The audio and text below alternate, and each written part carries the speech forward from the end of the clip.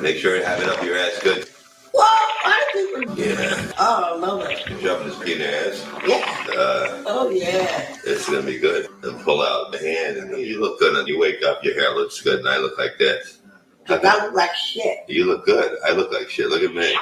You look worse. Look at me. I look like garbage. Yeah, but if you look like garbage and I look like worse, what do I look like? I look like You look like shit. I look like shit, and you look like garbage. Yeah. We're both a mess. Hey, I'm always a fucking mess. We still look good, but we still look good, but We are pretty people. We are pretty. Yeah. We're pretty men. We're men. We're men. We're men. We're always men. We're always a mess. We're men because we're a mess. You found the fire. Yeah, there's a fire in the oven. I found the fire in the oven. What do you think started that? You did? I did. Yeah, because you the one who's cooking. Last night I was cooking. Yeah. I dropped a pizza roll in there, and I was making it for you. It's my fault. I was making it for you, so it's your fault. It's not my fault. You the one put it in there. Yeah, but it was. If I didn't have to make it for you, I would have never dropped it in there. Well, it ain't my fault you dropped it in there. So it's my fault, Yeah, it's your fault. right? What? Easy, you go right there. I'm fine. I got a cough too. You gave me. Ugh. Shut up. You're both gross. Well, we're both gross. We're both gross. He's garbage. I'm a piece of shit. Put together, we're the greatest team since Sammy Davis Jr. and Dean Martin. Hey, I used to play Dean Martin. Oh, Dean Martin. Yeah, sing it again. Dean Martin. Sammy Davis. Well, You're more like Heath Ledger. Heath Ledger. You. Oh, me. I'm like Heath Ledger because I take a lot of medicine. yeah, because you're more than I am. Yeah, do an impersonation of me. Yeah. Wow, well. No, do me in the morning. But back. Oh, my bad girl, I can't get up. I'm wasted. I can't get up anymore. I'm wasted. I do it. Thank you. Cut it. Happy Thanksgiving, B. Happy Thanksgiving Day, dude. Yeah, this is the first Thanksgiving with you here. Oh, yeah. It's gonna be good, huh? Oh, I love it. She taught you how to. Well, you taught her how to make the turkey, right? That's right. And how do you put the butter on the turkey? Put the butter on the turkey, stuff it in the oven, Yeah. and let it cook. And that's it. You set it and you forget it. Forget it. That's it. You That's know, all it is. it's simple. People are idiots. Hey, it's done. It's done. That's how it goes. You know, I had to do. I had to stick my hand in the ass of the turkey and pull out the I good. know that. You know that? You see me do that? I didn't see you do it. Was it gay? No. No. It was just something I had to do, right? Well, other people does that with the turkey, so what's wrong with it? But the turkey was alive when I did it. What does Thanksgiving mean to you? Me? Thanksgiving is my day, dude. It's your day? Is that your favorite holiday? Yep. Why? Because Santa brings the gifts? Hey, yeah. What you think? That's why my What favorite. you think? Thanksgiving is my day, bro. Yeah, because I love when Santa Claus puts the gifts in the turkey. Oh, With I the stuff it goes. like Thanksgiving with turkey with stuff in edits. Yeah.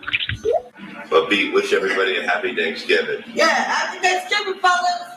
Yeah. Drive down and happy Thanksgiving. Yeah, tell them they have a nice day. Stick the turkey in your ass. The reaper so grim, because death cannot hold him. The vampire pimp, Bob Levy's coming out of the coffin. He's coming, he's coming, he's coming out of the coffin. He's coming out of the coffin. He's coming, he's coming, he's coming. Bob's coming now.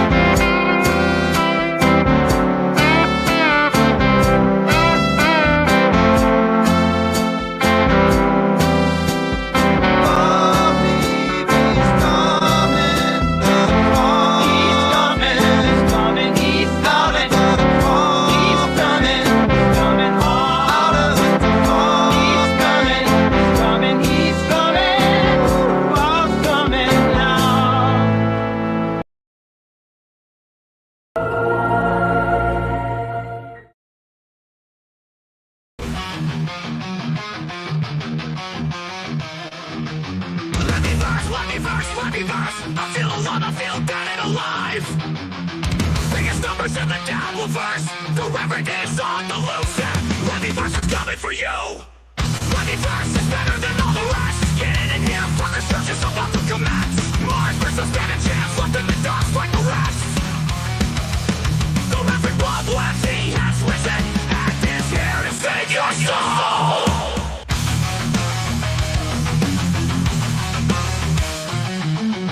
The show was amazing last night, better than the rest. $2 away from the goal, you people are amazing. Levyverse has the best heart in the business. The full moon is coming, and this empire is in full force, that's the truth. Stand up, special coming soon, Levyverse. It's amazing, I've been busy doing nothing by the moonlit pool all night. The future is coming, bigger and brighter than the rest.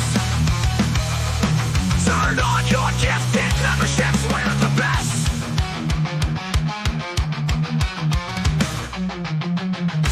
I always win, pushing it over the goal is what we do. Levyverse, better than the rest, that's a fact. We have the best chef ever around, it's amazing. I play the bass and I'll kick beats off your head any day. Get in here, you fuckers, don't miss a beat. Coming 8 coming soon, grab your seats. Just a few more dollars till we hit the goal. I enjoy my fucking life, no need to leave the house.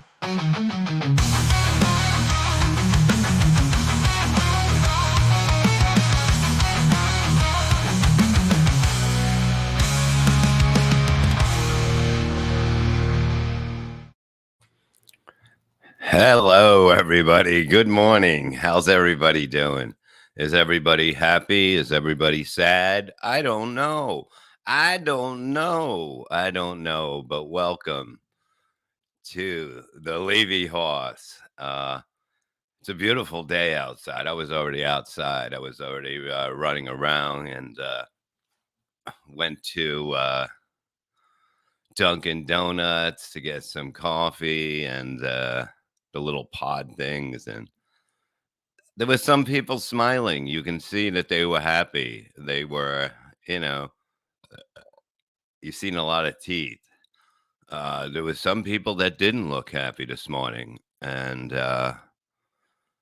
look, man, it's all gonna be good, okay? Just realize that it's gonna be good. You'll be able to buy a crappy ham in the store for a very cheap price very soon. Everything will be all right. So don't be upset, be happy. Be happy. The farce did not happen.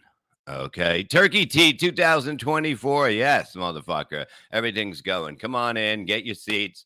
Everybody sit down. Enjoy yourself. And we're going to have a fun day. Jay Valentine, 199. Thank you. Come on in and take your seats. You heard the man. Take your seats. Let's go. Let's enjoy yourself. Thank you, Jay. Today the goal is only 1,513 cents. Okay, I'm gonna go easy on you today. 1,513 cents, and the drive for 6 now for memberships behind the wall. We're driving for 6 today. All we need is 35, and we are at 600. Yesterday, I did the Crystal Clear interview behind the wall. The lovely Psych Labs put together a nice little clip, and it's beautiful, and you can go watch that anytime you want. If you are a member here, I hope you guys are doing well today. I know everybody was up really late last night. I mean, I probably got like 4 hours sleep, but it's still good. It's still good. Sketch, morning, Bob. I voted for Hamhead, but some guy named Trump won. Never heard of him. Well, Hamhead didn't have a chance. I have a video of him I got to get up, but not right now. I'm not going to be able to get it now because I didn't see it till later. I think she sent it to me. I don't know. She gives me, I say copy these things, but they're not names. So there's basically like numbers and letters, and I have to look through them. So I just don't have the time right now. Okay. Space Chief, that was a great behind the wall show. Yeah, it was fun. It was just it was fun just to hang out and fucking and watch like Artie like fucking kicking ass. It was just good. Uh he's so fucking fast and so good. And that was probably like I don't know if that was his prime, but it, he was on a roll in around 2006, like totally fucking taking over the show, I would say. But it was wonderful. And to see him in a happy mood. And Bob's Bowl of Dicks, $2. I miss you, Bob. Do you remember me? Skull, my man. Yes. The bowl of dicks was one of the greatest lines. They can all go eat a bowl of dicks, the guy said. I think that was her boyfriend, but it was fun. It was definitely a lot of fun. So what's going on today? Is everybody happy? Is everybody like a little bitchy? Come on, man. Let's get over it. We're all one, okay? Isn't that what I heard last time? So let's go. Let's get this fucking week going, motherfuckers, you know? Lucifer, morning, Bob. You look a bit tired. You up late? Yeah, I was up pretty late. I went to sleep about maybe 1, but then I woke up at like 4 again or something like that. So I mean, yeah, a little tired, but I feel good today. I took a little cookies before the show to balance my mind into a greatness of fun and joy, but it's all good. It's a wonderful day in the neighborhood, and we are going to dance like it's like we've never done before. I got Karuchi coming on later. If he's up, I don't even know what the fuck he's up to. I was trying to get Colin today. He couldn't do it. It would have been great to have Colin Quinn on today, but he's a busy man. He was busy. I was up late with Perry. He was so great last night. Yeah, boy, he doesn't like that story about fucking him getting smacked in the face by a dick. And there's nothing you can do about it. When you look at the story, Perry was sitting on his hands, so there's no way he can escape. There's no way he can escape from his own lock. I mean, can you imagine that? You foiled your own escape by sitting on your hands and you couldn't get out of it. I mean, pretty sad, but I mean, the 5-minute assault on his face was pretty amazing, I thought, you know? And then he grabbed him by his dick and threw him to the ground. So he's definitely had his hand on more than one dick. But I never thought of taking somebody down by their dick. I don't know. I think Miami has started that, but like, you know, if somebody's swinging their dick at you, why would you grab them by the dick and then throw them to the ground? It's a little weird, but it's sexy in many ways. Psych Lab has made another video of me on Psych Labs on YouTube, and this one is me selling cars or something like that. It's a little crazy.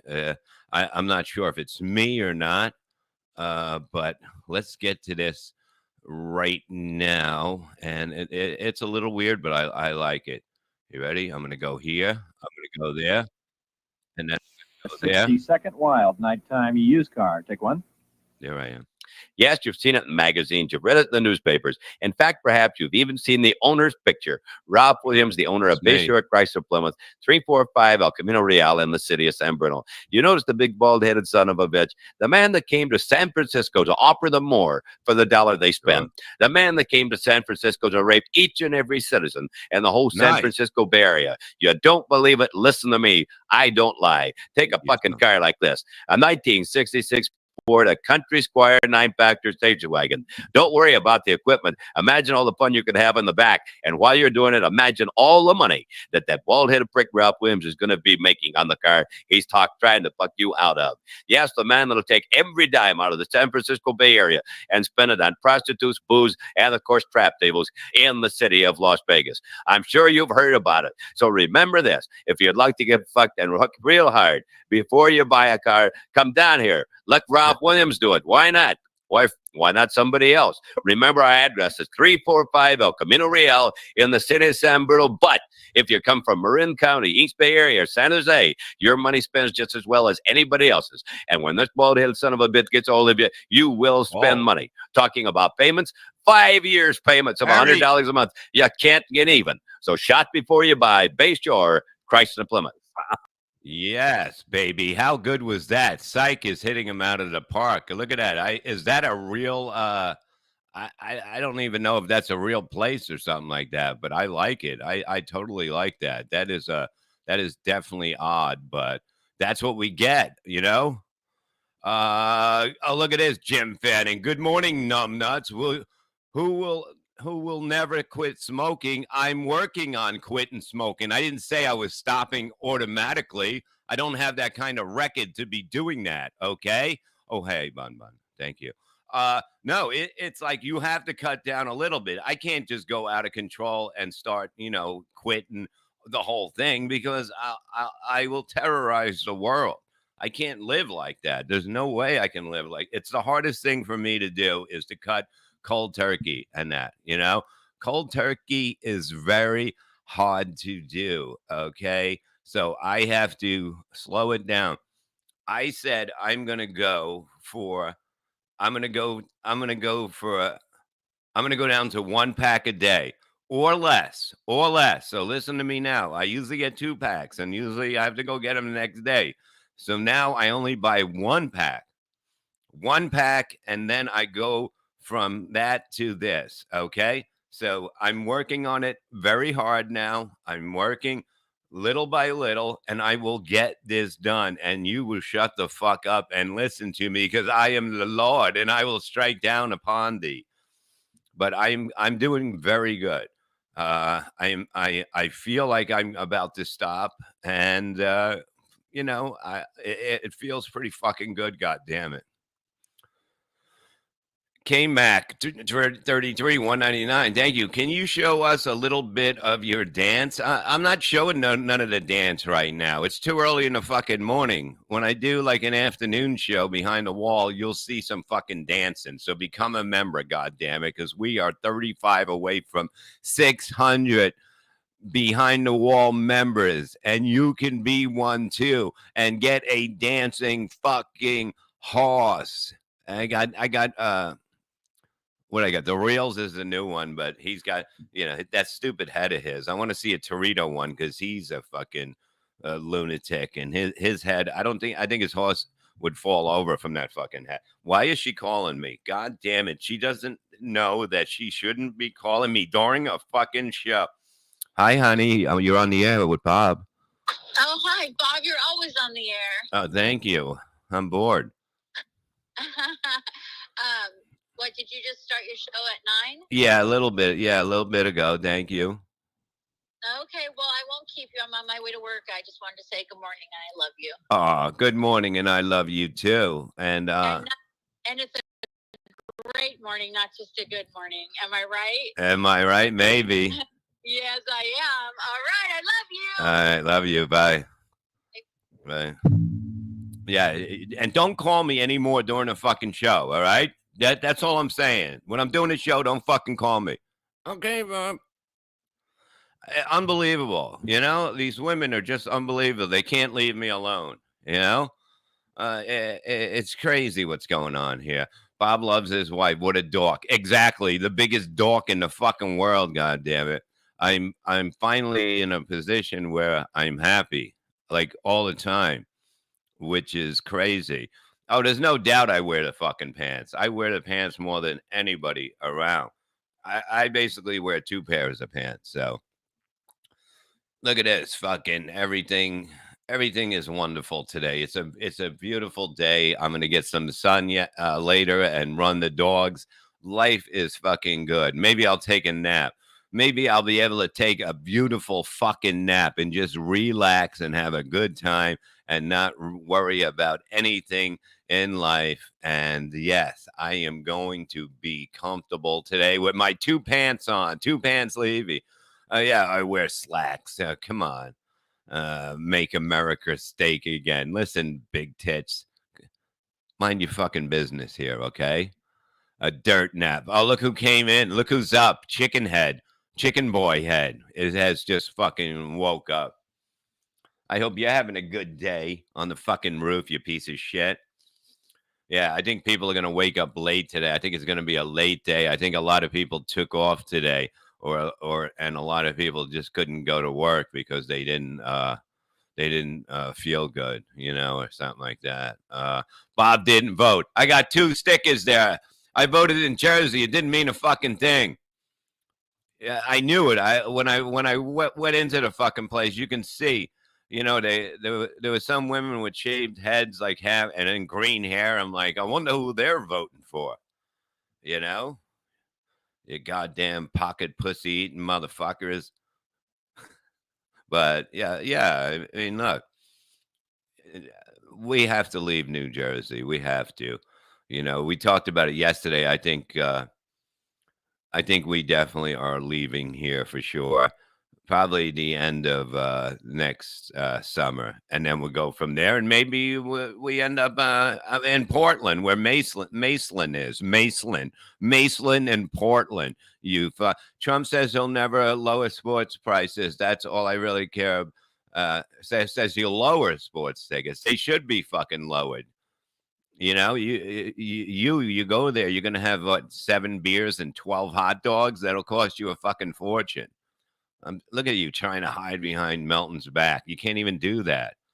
I am never going to Reseda, motherfucker. Never. I might go there for the celebration. Deadfall, what's up, man? Just what I was, you know, I knew that everybody thought it was like, it wasn't going to happen. They didn't have the numbers. It wasn't showing anywhere. It was all a farce, and it was going to be pretty much a blowout. And so I felt pretty comfortable going into it, you know. And fuck Vermont. That's what I'm saying. Fuck Vermont. So today is a celebration for everybody, because life will be better for everybody here, and we'll stop the wars. I might go over with him to stop one of the wars. We'll start with one, and then we'll go from there. But whatever, you know, we had to put up with 4 years. You know what I mean? We didn't cry. I wasn't screaming last time, so nobody scream like bitches, okay? Just live your life and be fucking happy. We're celebrating my Behind the Wall show yesterday. That was a home run, okay? It was a home run. It was a fun day. We had a good time behind the wall, and you can get behind the wall now. So go behind the wall after the show. Not now, okay? It's a little too early to go behind the wall when I'm on now. It's just started in the morning. We might go 24 hours.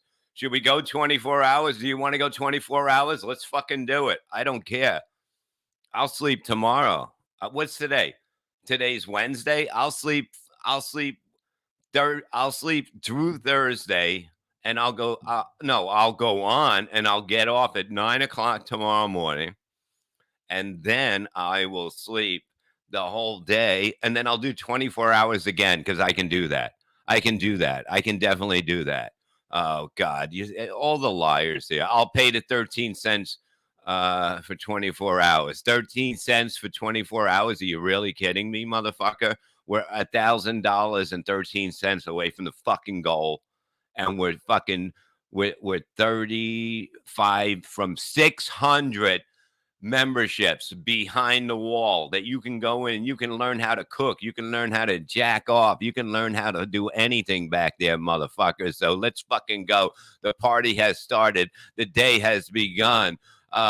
Oh, please, Bob, doing it 24 hours would be a little suspect. I can do 24 hours. I've done it before. I've done more things than you've done. Okay? What do you know, Stewie Felt? You don't know anything. I got fucking horses. I got fucking everything. I got so many fucking horses. I gotta get a bigger house because I gotta get a stable in the fucking yard. And that's what we're doing. We're gonna buy a house with a lot of land where we can rescue animals, and then I can continue with my farm that will start this year, and I will bring it with me when we move. I will pack it in the truck and that. Oh, you want to run the fucking horses? You want to run the fucking horses? Let's fucking do it, motherfucker. Glenn has gifted 5 Levy Horse memberships. Wheel of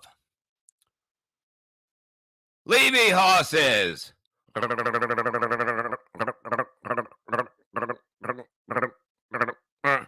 Goods, ain't no need to conceal it. Riddles in the street, everybody know.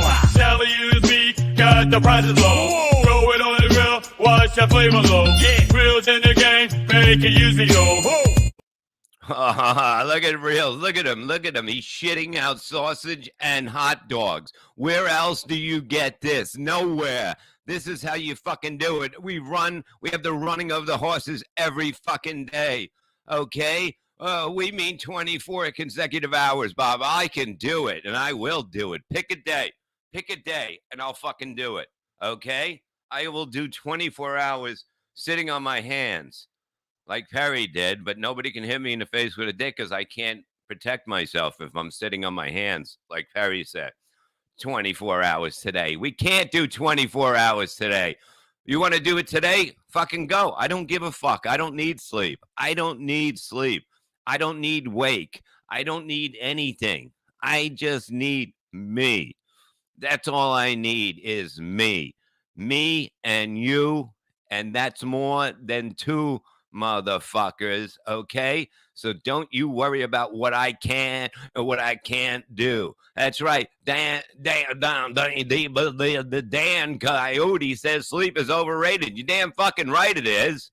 Run the horse again. Shut up, I will, motherfucker. Don't forget your tang. Don't forget my wang, Mikey fucking Woods, motherfucker. Look at this. There we go. Stewie Felt has gifted 1 Levy Horse membership member. Are we ready for Wheel of Horses? The day Daffler. There's me. There's the horse. Look at it. Look at the dead coming out of the live. The dead coming out of live, going around the corner, and look like the dead isn't going to win. It's going to be the live, everything's going to be. Whoa, was that fucking scary or what? It totally was, Bob. That was amazing. And we got another one. Miami has gifted 1 Levy Horse membership. Thank you, Miami.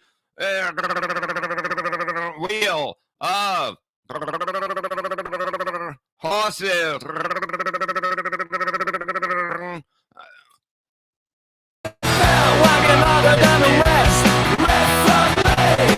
him to the test. Every show, he's leaving a legacy. RFL, cooler than you'll ever be. Reels with a fucking lead guitar on that motherfucker, knowing how to fucking do it. That's how we fucking do it here. We are fucking 32 members away from the greatest fucking number ever, 600. We will get to 666 one day, and then we will all be happy. We will all be happy. Rev Fugly Horse. Yes, we got every fucking thing here, and we got more coming. Wheel of Horses. Exactly. Nobody else has fucking horses. Fuck Rev Fugly. He's sleeping, probably celebrating, the son of a bitch, you know? God damn it, think he's going to sleep all fucking day, up all night, motherfucker. Deadful has gifted 1 Levy Horse membership member. Thank you, Deadful. As we celebrate, the celebration goes on with an OG. There's me. There's the horse. Look at it. Look at the dead coming out of the live. The dead coming out of the live. He's going around the corner, and look like the dead isn't going to win. It's going to be the live. Everything's going to be. Whoa, was that fucking scary or what? It's terrifying, and it's Halloween is over. God damn it! People are gonna be putting up Christmas shit up already. What about Thanksgiving shit? Why don't we just, I'll put some corn in the front or whatever, maize or whatever. We'll figure it out. But it's gonna be a great week. It's gonna be an easy week. We're just gonna relax, have a good fucking time. We're not gonna worry about what is going on in the world because everything is safe now. You come here, you get your little hugs, and everything is gonna be okay. We're gonna fucking relax and just live it up. Thanksgiving is one of the best holidays, and you fucking know it. And this one's gonna be a fucking great one. And so is the next one and the one after that. And of course, we love whores, everybody loves whores. Everybody, come on. I feel bad for John today because he's going to be like him and the Army Major must be losing his fucking mind. I mean, no doubt about it that he has to be fucking go. I don't know. He's like, imagine if he stopped blinking from this. That would be amazing if all of a sudden he didn't blink anymore and everything would be back to normal again. But it's going to be a tough day. I wonder what excuses they'll make, but it'll be fun to watch. It'll definitely be fun to watch. No doubt about it. Clyde, psych, $5. Thank you. Okay, let's do 24 hours, but you have to do 3 hours watching before because I can't. Oh, BF, because I can't miss BF Live. How else can I ruin your marriage, you son of a fucking bitch? You'll find your fucking way, psych. Thank you, you fucking lunatic. All right. Look, this is going to, this is the. He was on the cliff, and now he leaned over and he fell, and he's like, oh, I don't know what to fucking do anymore. It's just not. It's going to be bad. Let's have a cigarette. Let's all calm down and have a cigarette and fucking relax, okay? That's what I'm just saying to you. Just fucking calm down. Oh, no. Is this true? Southern John starts his new job today, so he can't go online. Perfect timing, huh? Do you think he has a job? I don't know. Yeah, when he plays games, people get confused. We don't know anything that's going on. But you haven't seen. I don't know if he responded to it yet, but I'm sure it's not going to be good. He's not going to be happy. Yeah, do you really think he has a job? Is it just like Vince said? Tell him you have a job, and that'll be good. He'll go online later tonight. Oh, that'll be great. When he's drinking, he's a fisherman now. You got to know how to fish. You just can't have a boat to fish. I don't know a lot of stuff about boats and that stuff. I guarantee this will be worse than the Titanic because people think that they can get loaded on a fucking on a boat. You can't get loaded on a fucking boat. They have cops that'll fucking float by and they'll make you walk on the water back and forth. And if you can't fucking do it, you're going to fucking jail. You're going to fucking jail. They'll take you right out of your stupid fucking boat and then they'll move you somewhere that you don't want to fucking be. And if you go to jail for being drunk on a boat, they're going to take care of your hiney in there. They're going to think you're one of them boat people. All he's doing is fishing for a buzz. That's it. This cigarette feels fucking good today. Am I right about it? Yeah, the sea police, you have no idea. They can come from under the water. They got submarines and that shit. They come from under. You don't know where they're going to fucking be. And then you're going to be in trouble and you're going to be crying when all of a sudden they come out from under your boat dressed like a dolphin and you don't know it's a dolphin. You're like, fuck you, dolphin. You throw a beer at it. Next thing you know, they pull the head off and it's a cop. So I've been busted by dolphins before. They're all fucking shady motherfuckers. So be careful. Deadful has gifted 10 Levyverse memberships Thank you, Deadful. We are closing in on 600. 600. Let's see what we can do. Wheel of horses.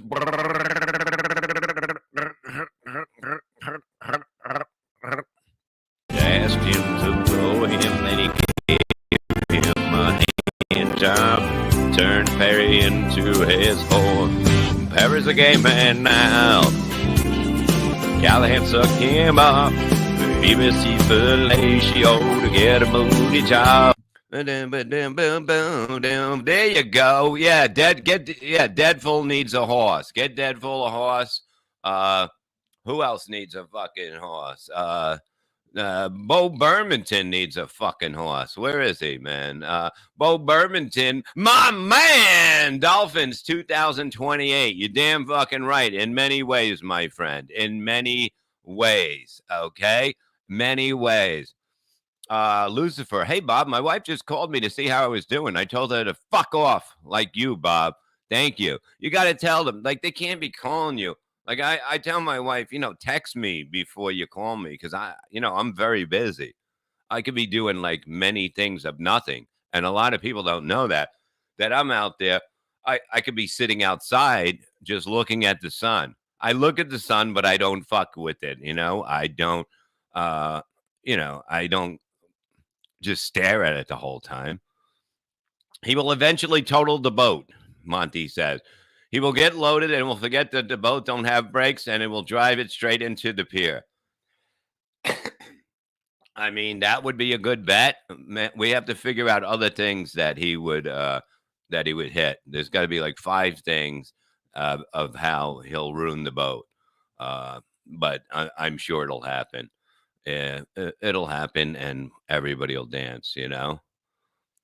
Oh, look who it is! My friend is here, Rich Karuchi. Let's see if he's alive. Hello. Hold on. We're going to pray. Hey, Rich, how are you? What's up, brother? How you doing? How you doing? You look a lot of neck today. How you doing? You okay? I'm all right. Just hanging. I think my computer died, so I'm on the phone, but I'm all right, man. Coming back from surgery, been doing a lot of shows and trying not to take too many Percocets.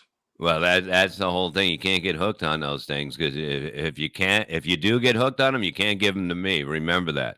No. I can't get it. They don't give me anything strong enough to knock me out. I'm a big guy. I need like a tranquilizer dart, some shit like that. Well, that would be funny to fucking get you with a dart as you're walking out of the hospital. Like, what did you get an operation for? I seen like a whole to-do on Facebook. Oh, I had to get some back and hip stuff done. So it laid me up. I had to stay by my wife for like 5 weeks, bro. It was wild. And finally, we were like, yeah, I'm good enough to leave. Oh, yeah. You still got Terry Nee. That's where Terry Nee came down when I did your place. Laughing Stock Comedy Club, exit 80, Interstate 81. In Pennsylvania, man, out there. I'm guessing that's like Trump land or some shit. I don't know. It looks like everywhere. Yeah. It's cool there though. A lot of fun, a lot of heavy drinking going on at the club. So, and that's just me. Yeah, exactly. You're the only one that fucking he gets thrown out of his own fucking club. How's that club doing?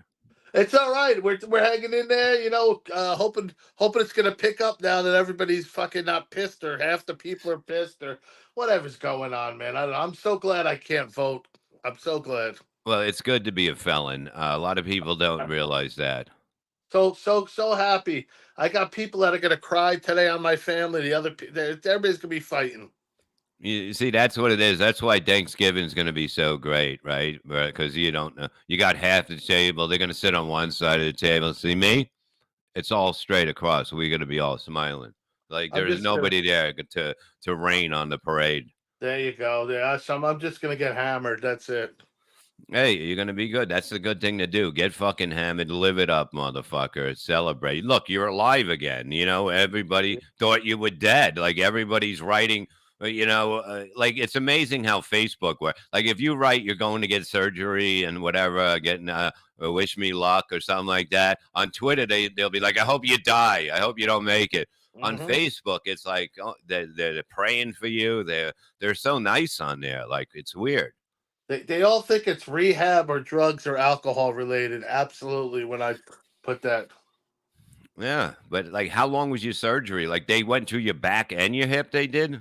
Yeah, it was like I don't know, 4 hours maybe, something like that. I just remember he said breathe in, and I did, and then they fucking gave me a needle, and then that was the best part. Oh, really? Oh, yeah, the needle thing, you don't feel nothing. It just knocks you. Like, you have no idea. Like, when they put you under, like, all of a sudden you're there and then you're not there. Then all of a sudden you're done and you're like, I'm done. And then, when they found that big lump of non-cancerous stuff in me, it was a big fucking, they thought it was a hernia. It was just a big fucking fat deposit of fucking cum or something that leaked out of my balls or something.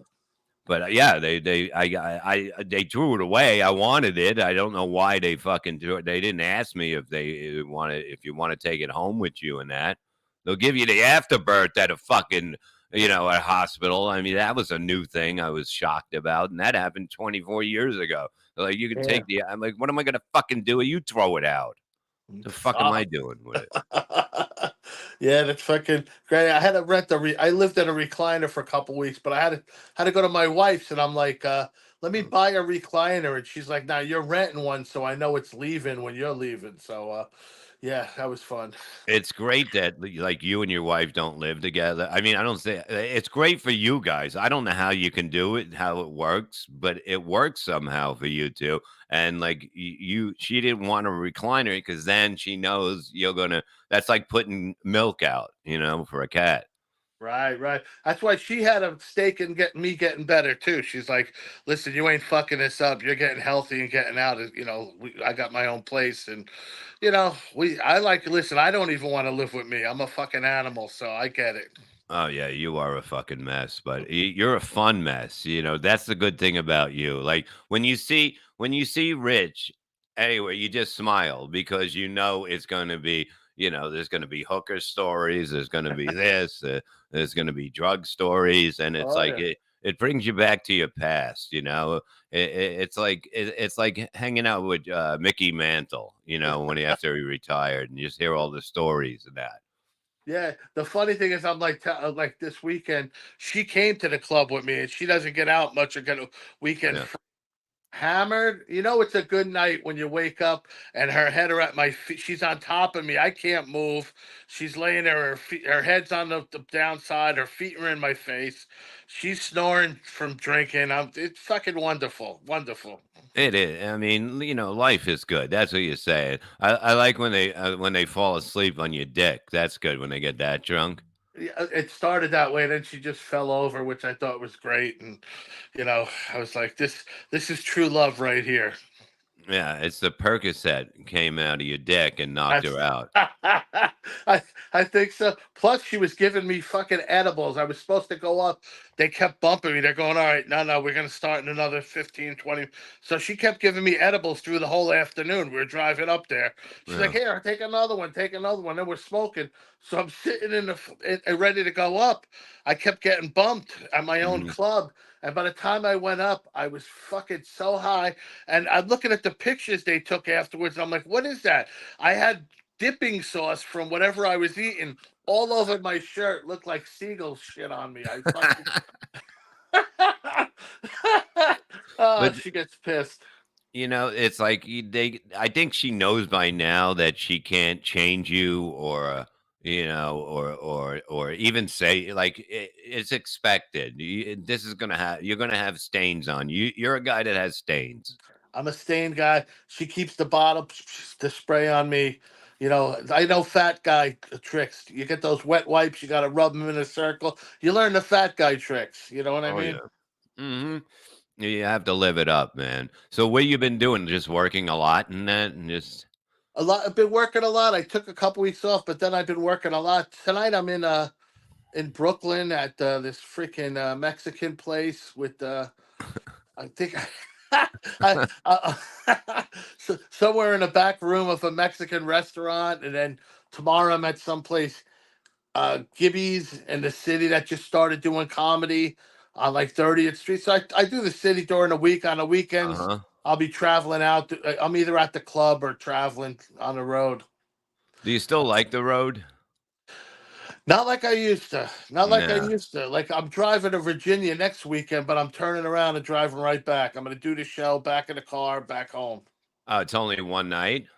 Just one night, and Jeez. I just no hotel. But I used to, I used to like going away for weeks at a time. Just not no more. I'm not. It's not my thing. I'll do a weekend here and there. A lot of times at my club, but I'll go for like 2-3 days. Then I want to come back home. No, that's good. Is Bob opening? I don't open for nobody, motherfucker.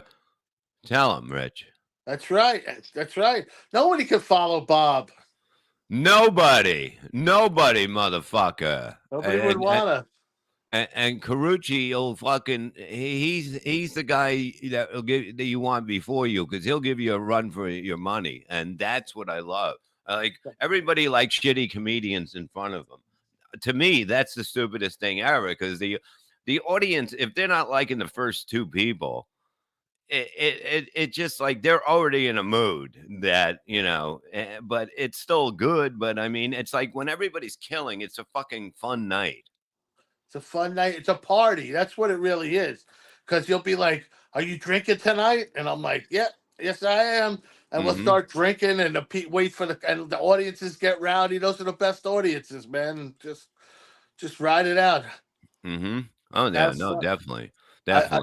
And Pennsylvania, they're fucking great. They come up with you. The guy came up to me. He's like, "Hey, we seen you before."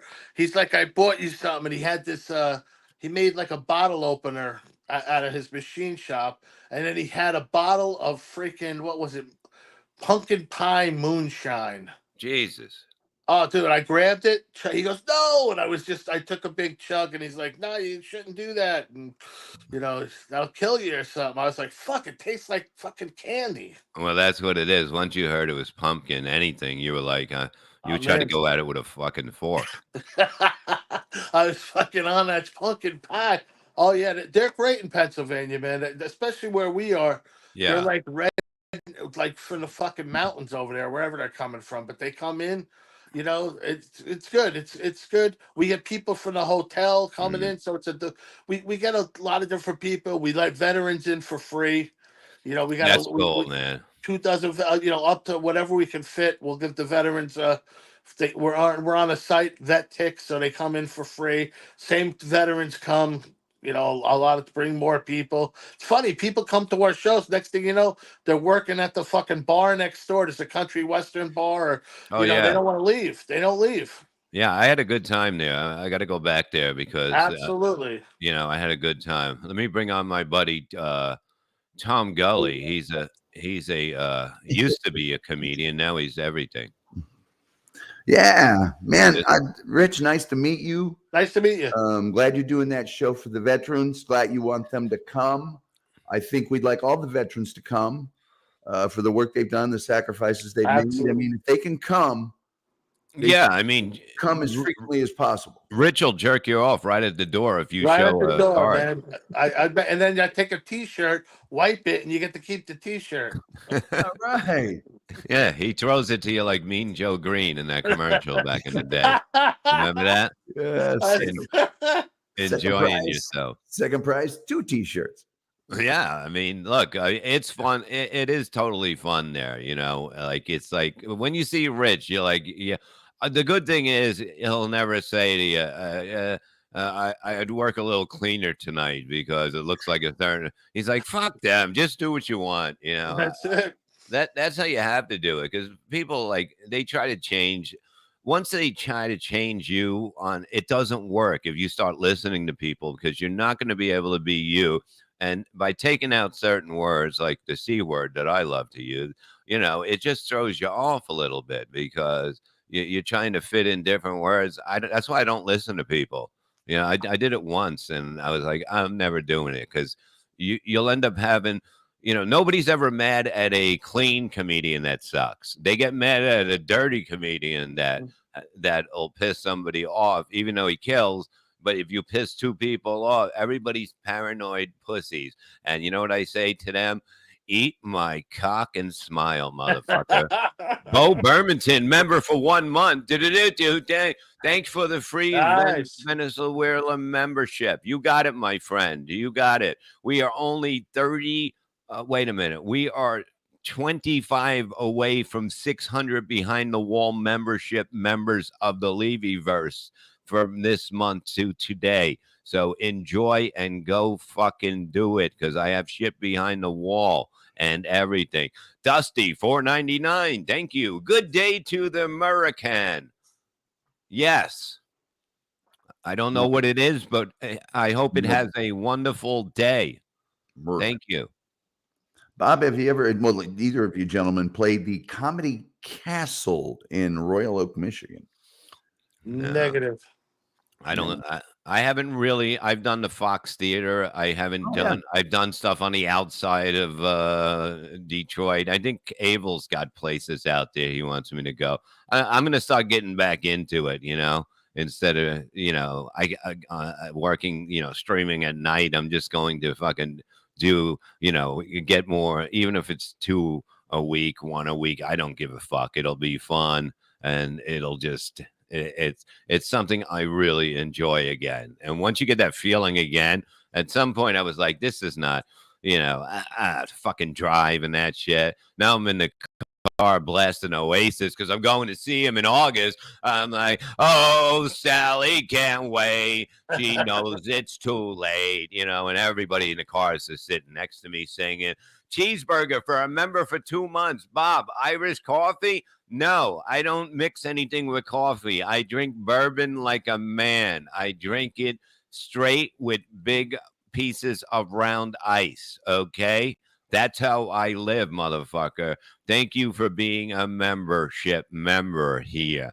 But look, the road used to be fun. I think it's funner when you are single or you think you're single. I think that's the big thing. Well, you'd mentioned people telling what to do. That's the first place anybody tried.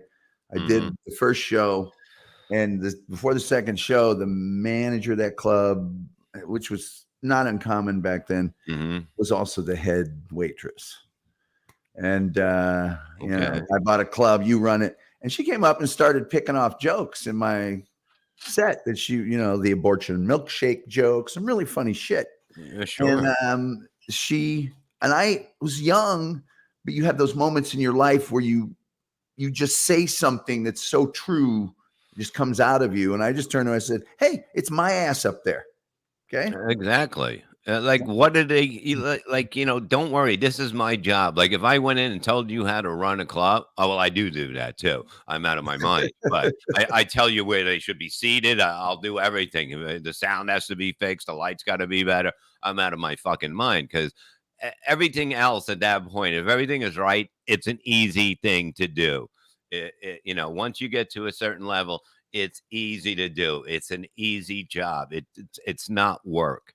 And that's the greatest fucking thing, when it's just fucking a piece of cake. And you love cake, Rich. You love it.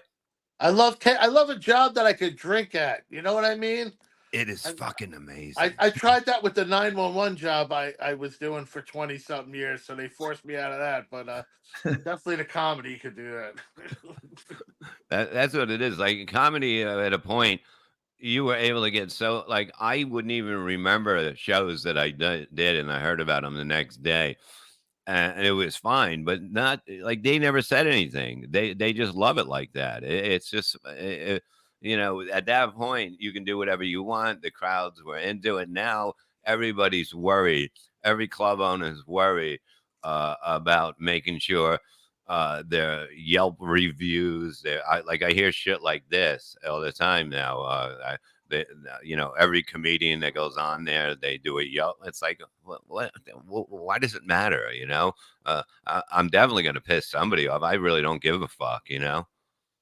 I was just at Crackpots. They were pretty cool. That guy Chris is awesome. So he doesn't really, whatever you do, man. Mm-hmm. And they had like $2 beers or some shit. It was amazing. $2 beer. Some shit like that the night I was there. Some kind of like beer that they have there with like their Pabst Blue Ribbon type. I'm like, how much is that? They're like $2. Shit, all night long, all night long. Well, I was just, it's real simple.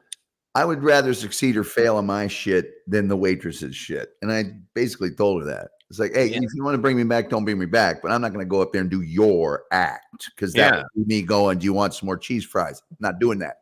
Yeah. And by the way, I don't tell her whose dick she can suck after the show. Well, that was it. I said, thanks for the 3 minutes of stage time I'm going to do about what you just did to me.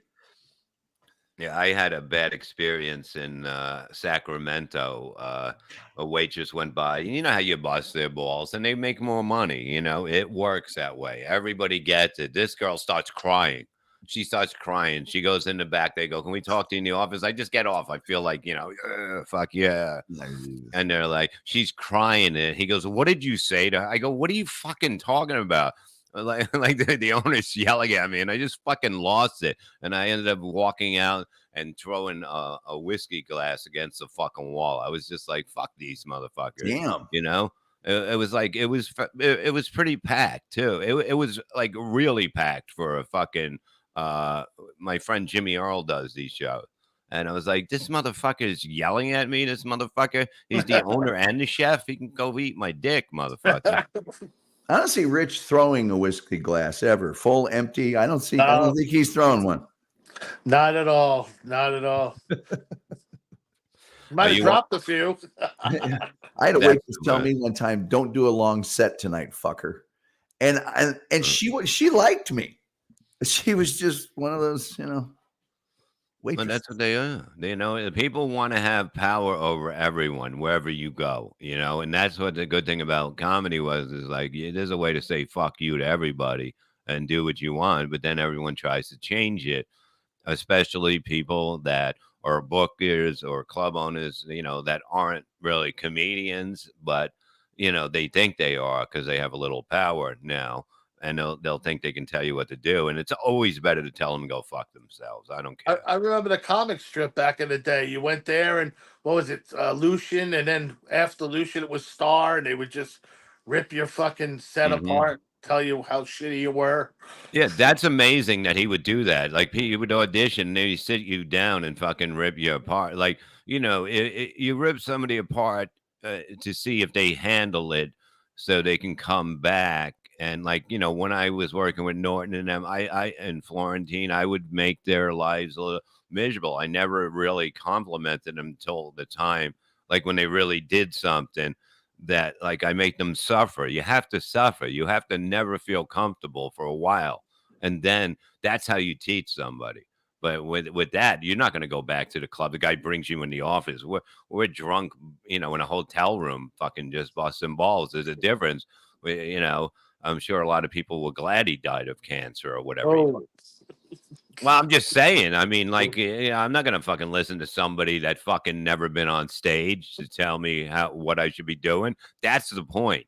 I'm not saying, cancer came to him for that reason, but he could have been nicer to people, right? Yeah. I mean, it's an asshole thing to do. You just say, you're not right. You're not right for my club. Work on some stuff and come back. That's all you have to do. You don't have to take apart everything, their whole fucking dream, because everybody thinks they're gonna make it at the beginning. I remember people auditioning for that guy in a Comedy Blast in Pennsylvania. Oh god, it was hilarious, and he would tell me, "You have no business doing comedy," or some shit like that. After the guy brings like a ton of people to watch. I'm like, what a fucking piece of shit. That guy passed away, and he was a piece of shit. But I used to see him do that to people, man. It was fucking brutal. And he was terrible. He was terrible. Terrible. He would get up and perform after he ripped everyone about their set. He'd get up and do a fucking set. And you're like, this guy is critiquing anyone? Exactly. A real fucking a nutcase. That's what he was. Ryan A, $2. Thank you, Bob. What's the origin story of why you like Oasis? I don't know. I just fucking I heard a few songs that are always on the radio, and I just started like playing it on the rock in the backyard, and I get into it. I don't know what the fuck they're saying or nothing, but you know, like oh Jesus, but yeah, it's got a good beat to it. It's it's okay. It's good. Don't worry about it, Ryan. Thank you. Terry Nee, $2. Thank you. Tom Gully opened for Jack Benny. Is this true? It is Waukegan, Illinois. You really did? It was vaudeville, sure. He was performing with either Fred Allen or George Burns. I can't remember which one. Nice. I came out. I had a seal and a girl that wore sort of a feather boa, and she would strip. It was 2-in-1. They play T for two, and she would strip while I told the jokes. And every time I got done with a joke, I would take a ball out of my pocket and throw it to the seal. He would throw it at the girl, and she would spin her falsies as she caught the ball. Between it was a very involved thing. I can imagine. Dude, America's Got Talent is calling for that. Yeah, well, the girl's dead now. Shit, I got one. I'll do it. I don't know what the seal's doing. America's Got Talent. I would go on there if I had like one of those little baby flipper arms because I'd fucking I'd kill. I'd win. You know that they always win. Like if you go up there like that, all you have to do is just do this and make believe your hand is eating. You know, it's like pecking at seeds, and they'll be like, oh, look at him. You know, just limp. I'd cut my if I cut my legs off and went there like Eddie Murphy on that little thing and. 48 hours when he was trading places when he was rolling around. I mean, I would win. There's no doubt about it. We are $946.13 away from the goal on this beautiful Wednesday, and we are 24 gifted away from 600 members behind the wall and growing. Last year we're in the city. We're at a birthday party. We're waiting to go to Stand Up New York for a party. And around the corner is this Irish bar. So I meet everyone there. I'm not shitting you. There's a one-armed fucking Irish bartending chick. One arm. And of course, my wife orders a fucking martini or some stupid What shit. an asshole. I said, she's got one fucking arm. You order a beer or a shot. That's it. But the chick, man, I got to give her credit. She fucking zap, fucking right away. Made it right away. See, that's fucked up. I banged a girl with one arm, and I had no idea she had one arm because she had the fake one on. And get out of here. Yeah, I didn't know. And Artie would make fun of me, and then I remember what because I realized later because I have her on all threes, and I'm banging her, and you got to call her the next day. Hey, you left your arm here. She actually did in Vegas. That's how we knew. She went and took a shower and she hid it under a towel. And Dan, the song parody man, found it and started making believe he was whacking off with it. And I would have jerked off with it too. Absolutely. She had a ring on the fucking thing. How was I to know it was fake? You know, I had no idea because she always walked on the opposite side, and it was just weird. Wow. She had one of those. Who was the pitcher for the Yankees that was one Jim arm throw and put the glove on after whatever. There was a strip club in Indianapolis called Shannon's Roaring 20s, worst strip club ever, and legendary for the one-eyed stripper. Oh, nice! Put a dildo in the socket. Are you serious? Oh, totally. I could see with a patch on. I can jack off to that, but there's a chick across the street at the liquor store. This Asian chick. She's got a fucking eye patch. I fucking turns me on so much. It's great, right? Fucking awesome. My wife's like, "You're a fucking asshole." Because I'm like, look how hot that is. Yeah, she don't get it. Women don't understand that. You say your wife make you a martini. I make her a martini. She had one fucking what arm? I go get a beer and a fucking shot. We got to go to the party. Look, what the fuck? There's 12 people waiting for drinks. My wife don't give a fuck. She's Sicilian. She's like, she got it. The woman was quick. I worked a job site with a guy named Uno who was a sheet rocker with one arm, and the fucker would work so hard with his one arm, he'd make the rest of us look bad, the prick. Oh my! See, that's amazing that people can I would just not hire you. I would make up an excuse. No, I wouldn't hire you either. And then it was an asshole by fucking making us look bad. Exactly. He's got one arm and he's doing it. But this girl was a good bartender. Like she was like she was on it, bro. Boom, bang, bing. I was surprised. Holy shit. Yeah. Eye patch is hot. And it's also like, you got that argument. Hey, come on. It's not that much. So I'm not asking you to wear a French maid's outfit. It's just a little eye patch. And Johnny Quest, Race Bannon, the cool guy. There's a couple episodes where this woman named Jade wearing a black unitard, hot, and an eye patch. And how do you know Jade, Race? And all he ever said was, I knew her from before. That's some dark shit for a kid. Well, before I was fucking you. Before she was a chick. Yeah. You see that'll throw you off when a woman will have a dick like that. Like today, you don't know. Like, thank God I'm out of the game, because you can get tricked real easy. Like, I don't want that to happen to me another 5 times. That was like weird. They used to have a saying when I was in the army, check the neck. That's what we used to scream. We saw a guy with a chick like, Fernandez, check the neck, motherfucker. And now you can't do that. You can tell they're good. They can sand it down now, the neck, right? There's some hot looking dude chicks out there. You gotta fucking admit it. I mean, like, if you were on an island, you know damn well if you were Tom Hanks and you didn't find that fucking soccer ball, and then you seen some little fancy girl boy walking around, you'd be like, hey, we're never getting off here anyway, And then you just kill him before you get rescued. Yeah, it's like, I don't know, he fell. But he bled out of his asshole. That happened too. What are the odds of him falling on a sharp rock with his ass? I tried to plug it up. Don't ask how. Why are your fingerprints all over his hips? Why is there shit on your hard dick?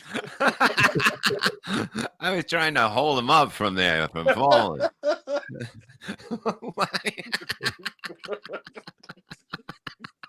So where were you for 7 years? I was on accidentally fucked a guy island. Oh, that's what it's called now. 47 latitude, 67 longitude. That's fucking great.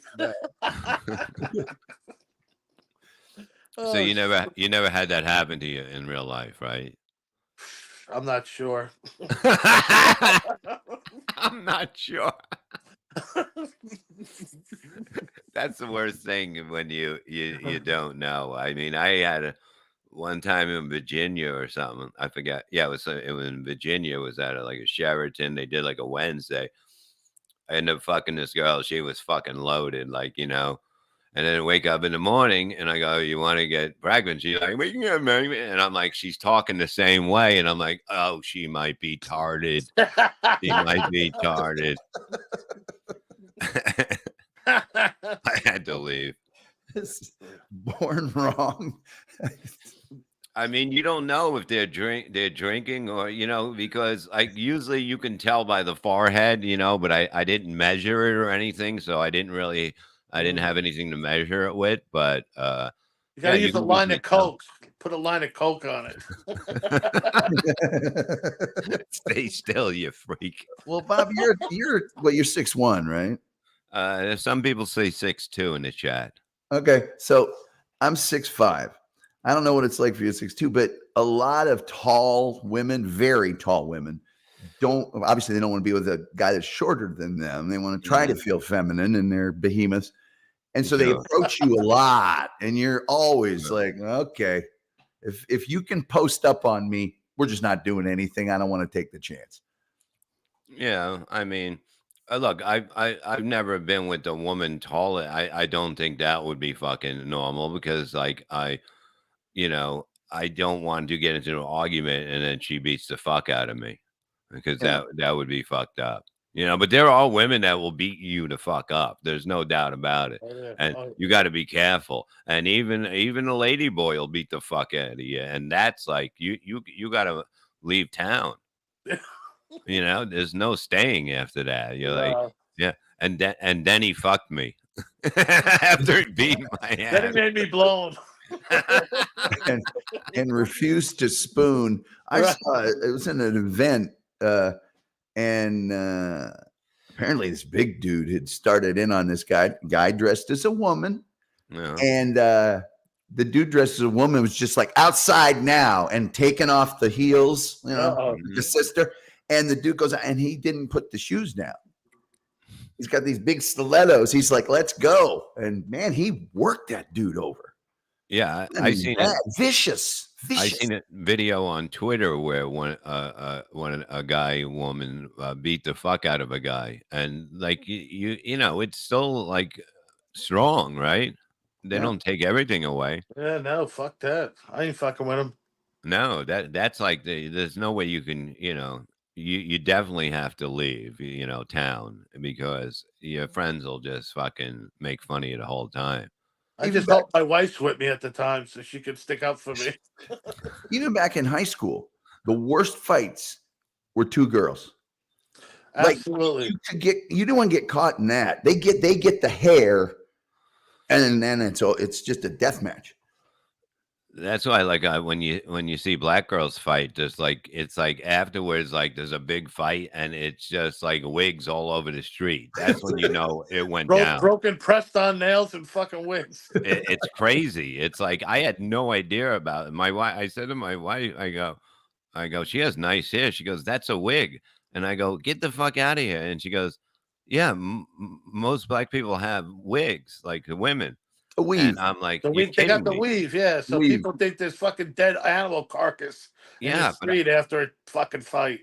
I had no idea, and that's why, like, when I were watching the show, and I go, is that real? She goes, that's real. She'll tell me what's real and not like that. Like I'm hooked on this shit. It's crazy. I don't know what's going on. I had no idea. You can ask these girls if they're a guy, but then nothing's going to happen after that if no sex. They're actually a girl, Yeah. Are you a guy? Yeah. Were you born a guy? Yeah. You got to watch that MMA shit with the chicks. Yeah. Dude, fuck, they will fuck you up. They're like, no, I could never. It'd be embarrassed. They would hurt you. I mean, I'd probably come before they knocked me out. Me too. Yeah, I think that would be the problem too. I would, then they would hit me harder. But yeah. Yeah. I mean, it's hard to know. Welcome to the real world, Bun. Well, that's why I don't go out much anymore, because I don't know what's out there. I have no idea what's going on in the world, and I like it that way. Me Doom, too. the new guy sounds like Mike Bichetti. Oh, hey. Which one? No, that one. Doom is a minimum. I don't go out anymore, Bob. I'm saving my money for a vacation. As it turns out, it's really hard to get a plane to go to accidentally fuck the guy island. It's a long ride. Oh, man. That would be a funny thing. You put guys on an island for 2 years, and then the first one, and then you have all these lady boys, walking by all everywhere, and you see who breaks first. You have lady boys, and then you have chicks with like fucked up, like missing a leg, or see which they go for. Do they still fuck the chick even though she's got like a Down syndrome or missing a leg, or do they go for the lady boy? That would be awesome. And to make things even more difficult, you sprinkle like 2 or 3 actual females in there with the lady boys. So it's Russian roulette all the time. Fat ones, ugly fat ones. Like we you got can a show here, boys. I like it. You can bring a fat one to the island and just give her coconut juice, and then she'll lose weight. Yeah. Do you ever look at a fat girl like you look at a used car? You look at them and you're just like, I could fix that up. If we just, and you just like, it's a project. You're like, I'd have to date her for like 8 months to get her in shape and everything. But then I'd have a good chick, I'd really have to fuck up her mind for like 6 months to get her to lose weight. Put one chick on the island with AIDS too, and don't tell anybody. The AIDS isn't bad these days, you know. That's It's like, right. Yeah. yeah, And no like rubbers. No yeah, rubbers. everybody, you know, you can get it now and just take a pill and dance on the commercials. It's pretty good, you know. It's like COVID now. You could go to work 2 days and then you're back in work with the AIDS. Well, that's what it is, and that COVID will go away now. Fireman John, what's up? No, we did it, motherfucker. We did it. You know, Clay Dabbler. That's not Clay. The fat girls need love too. Clay loves all women. It sounds like Clay. It does. But he likes an older gal too, and he likes all. You know, he likes them all. That's you know, there's nothing wrong with it. You know, Clay likes to drop that fucking Clay dick on fucking any kind of chick. He doesn't fucking give a shit. I like all women. They don't like me, but I like them. They get a little upset by you. Yeah, it's not good. Oh, it is Clay. What's up, Clay? How you doing, buddy? Hope all is well. Clay, Johnny, love that guy. You might have to give Johnny a hug today. He's going to have a bad day today. Why hasn't Clay been on Levyverse? When he's ready, he will. You know, we've talked like way back, and I've told him, you know, even about the last time, I said, we're not going to talk about John. We're just going to, I just want to, you know, talk. That's it. Just have a fucking show. So when he's ready, you know, when John throws him out again, now I'll still have my arms open for you, you know. I want to know his whole backstory, they didn't talk about John at all. No, I mean, look, man, the shit that he does, he makes these clay things that are fucking amazing. Like, I can't even draw a house on a fucking, you know, I make my own Christmas cards and Thanksgiving cards for my wife. It's like a dumb child did them, you know, but she loves them. She loves them. You know, it's just nice that when you do it yourself, you're going to give her other people's words. You know, next thing you know, the guy from Hallmark's going to be fucking her. I can't have this. Yeah. See, there's Clay. Look, thanks, Bob. Thank you, buddy. You don't worry about it. We like Clay here. I don't give a shit. I've always liked Clay. Clay's never done anything. What's the word John says? Nefarious. Nefarious. That's it. Yes. 900. I hear that's the name of his boat. The name of his boat, the SS Nefarious. Nefarious. He spelled it wrong, I'm guessing, though.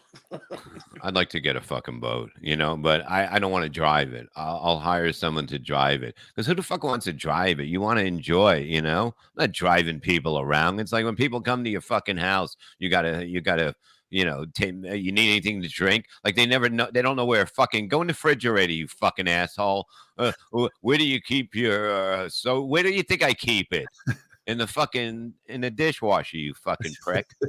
That's a DWI waiting to happen. I could never get a boat. That's what I was talking about earlier. People don't realize that, you know, they think you go on a boat, you can do whatever you want, you know, like pirates out there. It's not like that.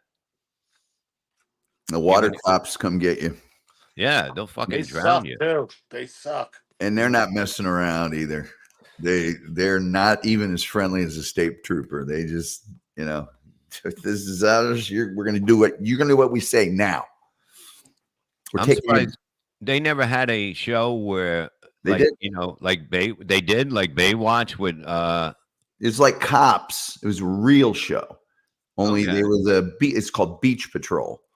And so part of it was on the beach, but part of it was the boats all along the water. And they make you walk on the water, like I was saying earlier. Like it's very hard. I thought that was hilarious. Yeah, I mean, like all shit like that. Imagine that. It's like fucking leave me the fuck alone. I'm just having a good time here, but you got to be just out here with my lady boy. If you're one of those little born wrong people or missing a few limbs, sometimes they will skip you like a stone all the way. It takes two of them, but they can do it.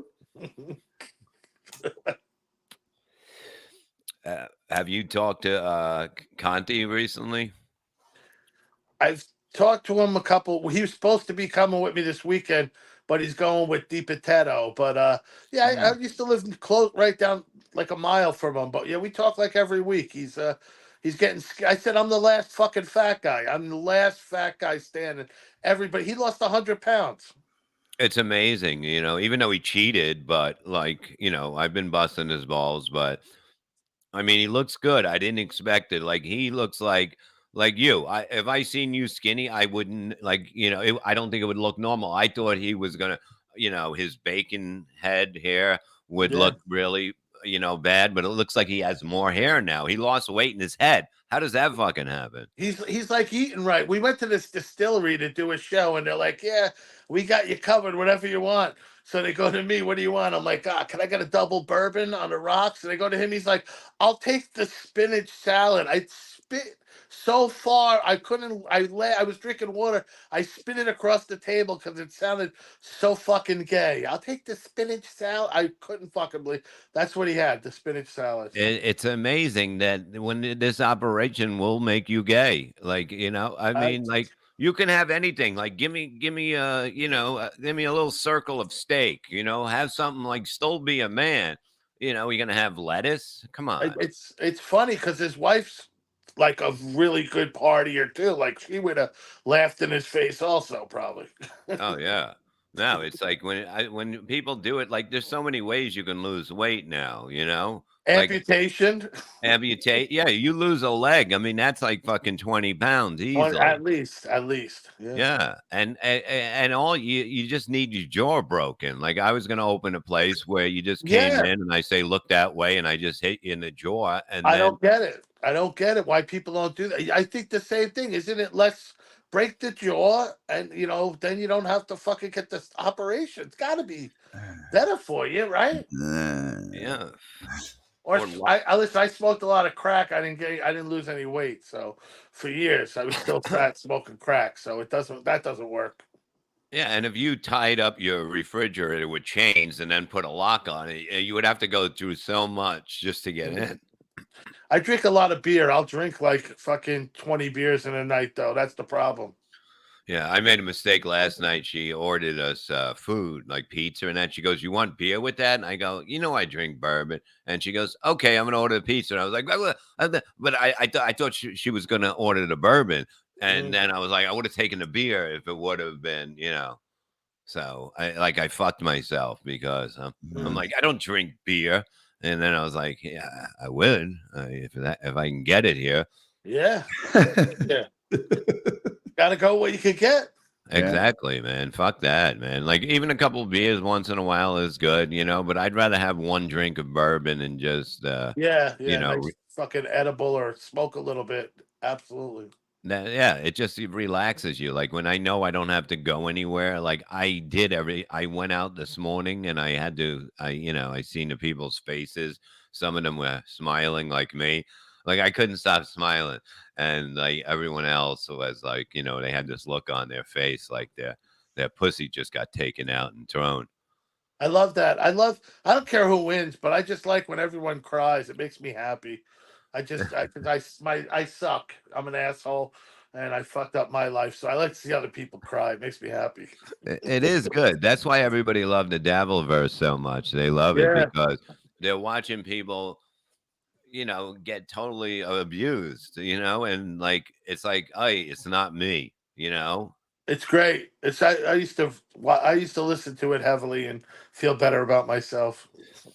I think the funny part to me is no matter what would have happened last night, half of the people would have been you had your choice. So it's going to be an entertaining day no matter what. But the bigger thing is, who cares who wins? This guy's not even coming to my door and, hey, Tom, here you go. Here's some benefit. Hey, thanks for voting. You know, we're gonna taste some Republican dick now. That's the only difference. Exactly. That's the only fucking difference. We're getting fucked by the Republicans instead of the Democrats. That's how I look at it.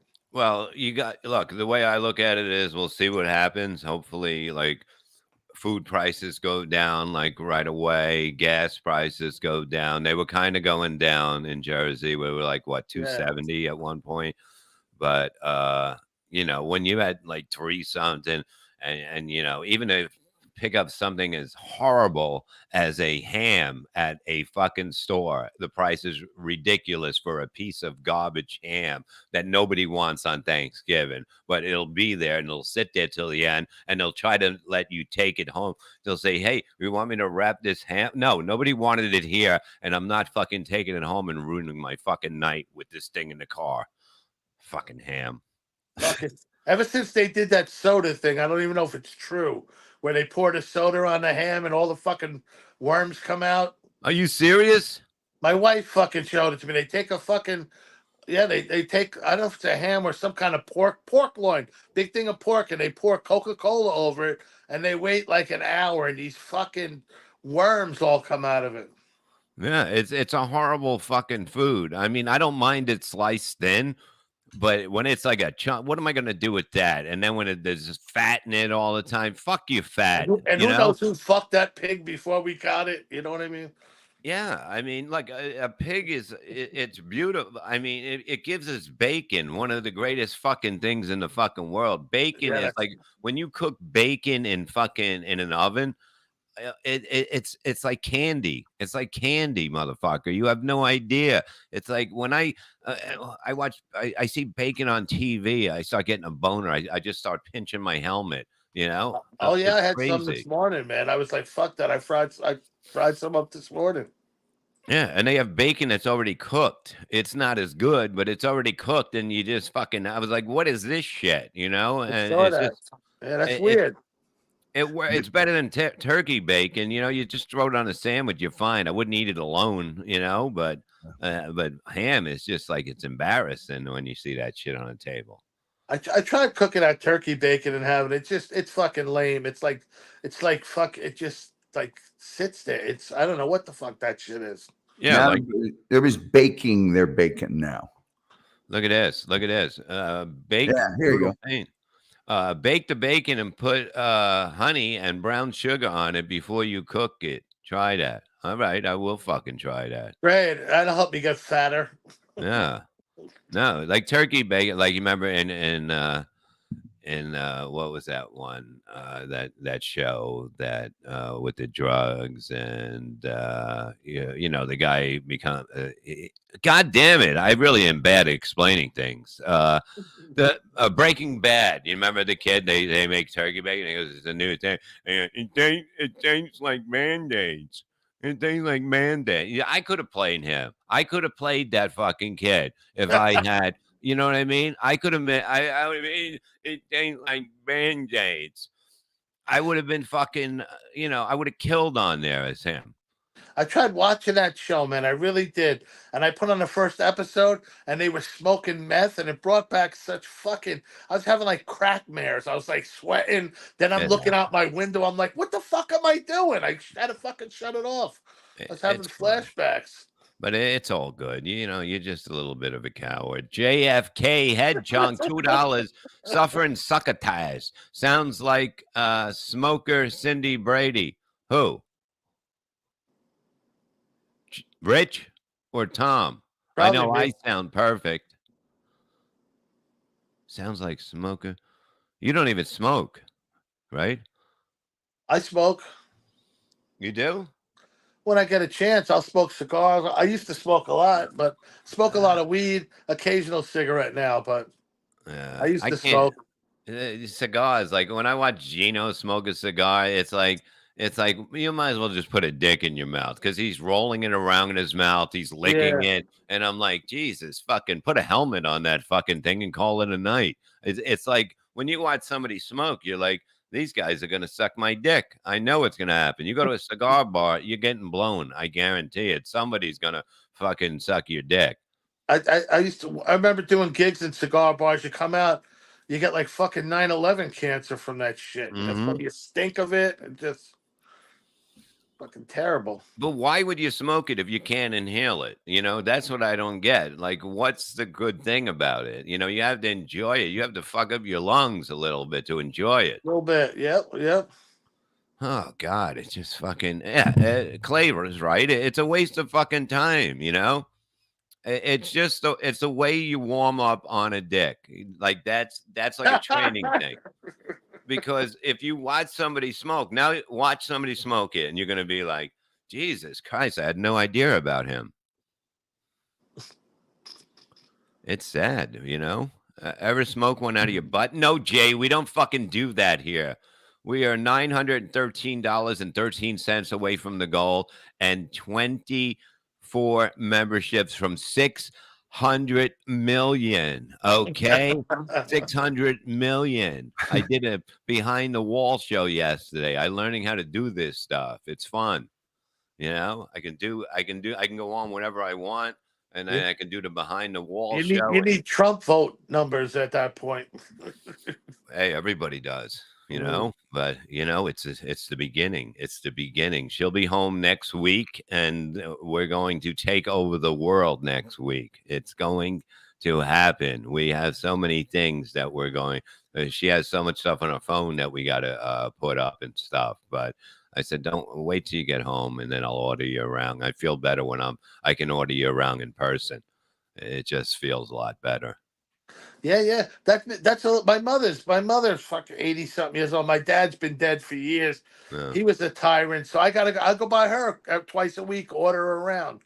I got to order around to make because she misses my father. God, I miss your dad. I miss him. You know. I miss your father. Go clean the ground in the kitchen. Got it, Ma. Thank you. You remember how Dad used to hit you like this? Fucking great. You got to live it up. You got to live it up a little bit. So you visit her a lot? Yeah, she was in Florida, but now she lives the couple towns over, so I'll go sit with her. It's funny. I went there yesterday. I'm trying to figure out the TV for her, and I'm half retarded, so I can't get it. She didn't tell me they fixed the TV to go into her hearing aid, so I can't. No one can hear the TV but her. Yeah, it was fucking hilarious. It's like I'm trying to put it on, trying to find the sound, how to make the sound up. Then I can hear the sound coming from something in the corner, and I realized it's her hearing aids. So I was just like, Ma, just put these in. I mean, she fucking forgets what's going on, you know? Yeah. See, I'm never gonna get a hearing aid. I'd rather say what forever to every question. And I do say that anyway. Even if I hear, she goes, you heard what I said, but you still say what? And I go, I don't know. It's like maybe I didn't want to hear what I heard or something like that. And, you know. My wife does it on spite. I fucking know it. She'll whisper the other way and then bitch. But when she wants something, you fucking hear her. Oh, yeah. How many people come over your house on Thanksgiving? Like a lot? Like how many, or you go to somewhere? I go. I live in a little bunker, so I go to my sister's. It all depends. We got relatives from 3 marriages ago that ended in divorce that show. We're all still cool. I got my dead ex-wife's family. You know, we're your all dead still ex-wife? Cool. Yeah, her family still. I'm close with a few of them, that the nieces and nephews that are still alive, and you know, hey man, I'm cool with everybody. So we do the rounds, and whoever wants to come over. I used to have one late night at the house for comics that didn't have anywhere to go. They would come by too. Oh, the Loser Lounge. I love it. The Loser. We'd all fucking take acid or fucking mushrooms and watch fucking Bill Zabab movies. That's this fucking crazy dude that produces films. Oh man, you miss Otto, huh? Every fucking day, bro. Every day. We were talking about him yesterday because he had that great joke. He goes, "I don't like to vote. On election day, I stay home and masturbate. That's a vote for me." I was fucking thinking. I'm gonna watch some of his stuff behind the wall for sure. I always do. I was listening I had my wife listen to the Bennington interview coming back from Pennsylvania. I think that and the Jay Moore one are the best Otto interviews ever. I mean, I missed that motherfucker. Yeah, I love when he was on Letterman because nobody thought that could work. Couldn't believe it. Talked to him when he was going. Talked to him afterwards. I just couldn't fucking believe it. Insanity. And you never work with him, Tom, right? No. Well, Letterman, yeah, but not Otto. Here's one thing is, okay, Otto stole the rocket diarrhea yoo-hoo joke from Jay Moore. I don't believe that at all. Okay, if you know Otto, you know, It and was the other way around because Otto called him up. Otto called up Jay Moore, flipping on him about it. Well, and I mean, I only knew him from watching him perform, but the thing that I love the most about him is you saw him the first time and it was great, and you were shocked, and you kept going farther and farther and farther and farther. But the next time you saw him, you knew what was coming, and he still defied your expectation of how disgusting can he be in a hilarious way. You know, that's Rich Karuchi. Where can they follow you if they want to see you on Twitter or wherever? Well, check me out, richcarucci.com. Yeah. Also on Facebook. I do have a Twitter. I keep getting fucking kicked off. So I think it's Rich Carucci LOL at this point. LOL. Somebody had to fix a new one for me. I was on my fifth one. Why would you use it? Letters. You're like Rev Fug Lee, a piece of shit. I mean, letters. I don't know. I think that's what it is. My social media guy did it for me. I don't know how to do any of that shit, bro. Is he a man lady? What the fuck? LOL. He's got autism. That's for sure. Really? See, that's good. He's got good autism though. It like makes him fucking. He's a pain in the ass, but he's like thorough on shit. Oh, nice. I like that. Yeah, he works for the club. He's great. He's fucking. He's on everything, but too much. He asks you too many questions. You're like, "Fuck you, figure it out," and then you hang up. Well, spell your last name because I'm not good at it. Karuchi. Carucci. Yeah. See, just fucking do what you got to do. Follow the motherfucker. He's Come see me funny. live. Yeah, we'll have fun. We'll have drinks. We'll have a good time. Yeah, we definitely got to do a show up there again. I had a good time up there. Absolutely. And with Terry Nee comes up there, it'll be more people coming up there. I'm starting to get out again and having fun again. You know, Good. It's like it feels good. You know, it feels good to drive to a show and get there. And you know, I got a local guy in Philly who's really good, and he wants to get in with people, so I bring him with me a lot of places. Yeah, listen, I love picking the guys I could go with. We take a nice trip, go out together. You know, every once in a while you hate comedy and then you fucking love it again. It's like being in love with a fucking abusive woman. That's what it is. Yeah. You know, she ain't never gonna love you. You're gonna put your heart and soul in it, and you know, once in a while you gotta give her a little slap-a-rooney.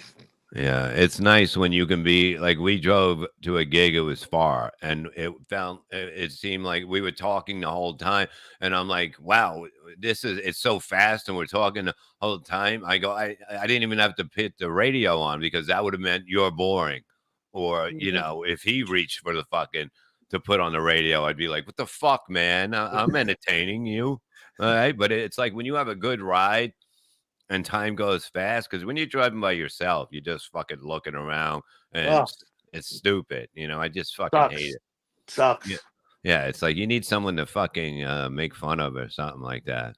Yeah, absolutely. I field some phone calls, but yeah, then you stop, see weird shit. I stopped my wife a couple of times.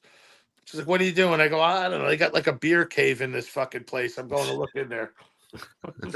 Hey, you drive by yourself, you feel like you've been driving an hour, you look at the 7 minutes, and is a dude ever, nobody but me in my car controls the radio. If another guy in my car, I'd be like, hey man, if you think I'm boring, cool, but no, you do not touch any of the controls in here. You just sit there. The seatbelt, that's yours to operate, but everything else, that's over here. Yeah, I can't do it with my wife. Like we're driving and she goes, you and that fucking classic rock shit and all that. And I go, all right, listen what you want to listen to. She hits a button. I go, I like that song. And so I took over again, you see? Yeah, so Mine's a big Theo Vaughn fan, so I'm like, come on, no more Theo Vaughn. Yeah. You got to listen to him. Why can't you be on Theo Vaughn? Shut up. Why can't you be in Playboy? Shut the fuck up. How long are you married now? 19 years. Wow, you see, and they don't live together. It's not at all. perfect. Yep. Like I'm at her place right now. Like, when was the last time besides the gig? Like, that's the last time. When was the last time you woke up with her? I had Besides, to stay here after surgery for a couple of weeks, but besides that, very rarely. I got my own place down the road, so we don't need to fucking get crazy and sleep in the same place.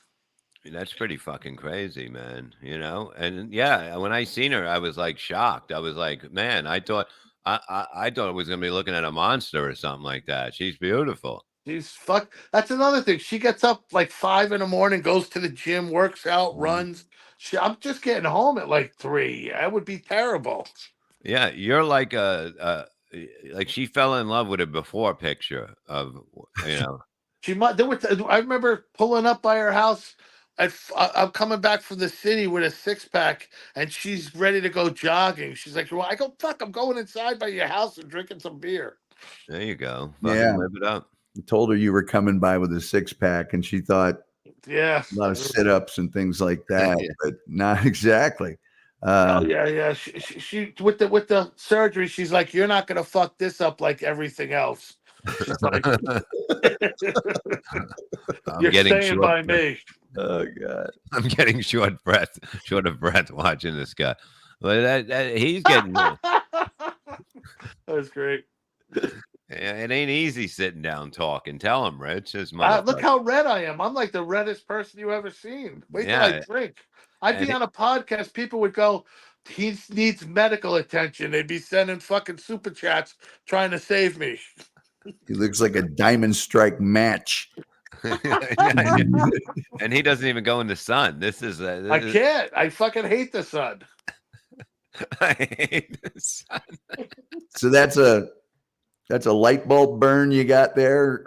I fucking hate the sun. We go to the beach. My wife's a fucking Sicilian. She's laying there, right? She's laying. We go to the gay beach over there in Asbury because the cops don't fuck with you when you drink and do drugs on the beach. But we'll be there. She's laying out there. I'm under an umbrella with fucking blankets on me, and I'm sitting on the cooler. That's me. And she's just like, "Yeah, aren't we having fun?" I'm like, "I'm gonna go piss in the fucking water." And she's like, "Make sure you go in to piss," because she gets pissed. I'll just stand there and piss, with like my knees in there. She gets mad when I do. I'm in the water. She's like, "You fucking asshole, go in." I gotta take a shit and you start walking to the water. She's got a story about that. Really? I told her when I got surgery, I couldn't walk or nothing. I had a walker. I go, "Listen, man, you're gonna lose respect for me." She's like, "I lost respect for you years ago." She's like, "You shit at Point Pleasant in the fucking ocean." I mean, what are you gonna do? That's what she goes. That I couldn't. They were going to the bar. Her and her friend. I was so annihilated because we tried to go stand up paddle boarding, but I'm so fat. They didn't have a paddle board that I could stand on, so they gave me a kayak. So I'm standing on this fucking kayak, trying to. I go, "Fuck this shit." So I went back. I had a case of beer in the car while her and her girlfriend are paddleboarding. I'm fucking pounding beers the whole time. So, we leave there, we go to the other beach, and I'm so fucked up, and I got a shit, and I can't make it to the bathrooms. There's no chance. I'm fucking annihilated. It's like a fucking half-mile away, so I just went in the water and fucking took a shit in the fucking ocean. A brown trout. She was pissed. Why do I imagine like a squad car in Asbury, like instead of protect and serve, it just says "won't fuck with you," and there's little symbols for drinking, smoking, and doing drugs right there. They don't fuck with the gay people, man. They fucking no fights, no Guido fights like fucking Jersey, no nothing. Maybe the worst you could get is like a sissy slap fight. Actually, some of those gay dudes are fucking jacked. Yeah. But nobody causes any problems there. It's fucking great, and hardly any kids, so you don't have to worry. So you just said you were just feeding the fish. I was feeding the fish, and I almost lost my bathing suit because I got knocked over. She just walked away. She's like, "Fuck you." Her and her friend walked down to the fucking bar and left me there. Hours later, I found them. It would have been funny if you walked out of the water with no pants on with the shit in your hand going, I got it. I almost lost my shorts. I almost fucking lost them. I got to say that.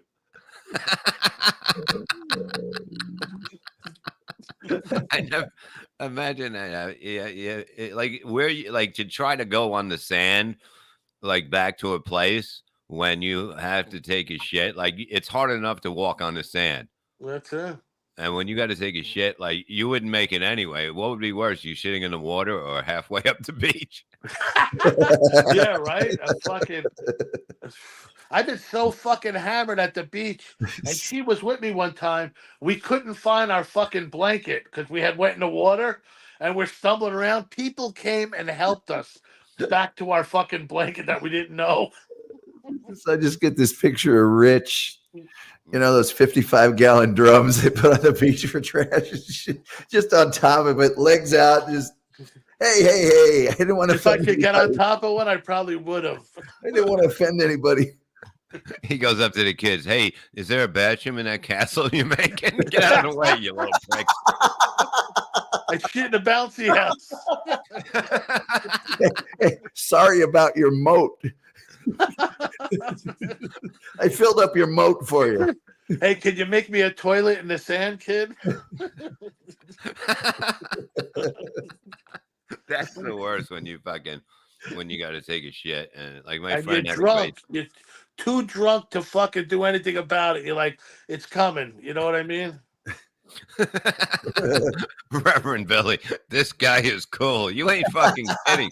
He's fun to hang out with. That's what we like. We have fun. Like I like doing gigs when everybody on the show is fun, and you just fucking laughing the whole fucking time before the show and after, and that's what it's about. You know, it sucks when everybody's serious and shit. What the fuck is that about? Yeah.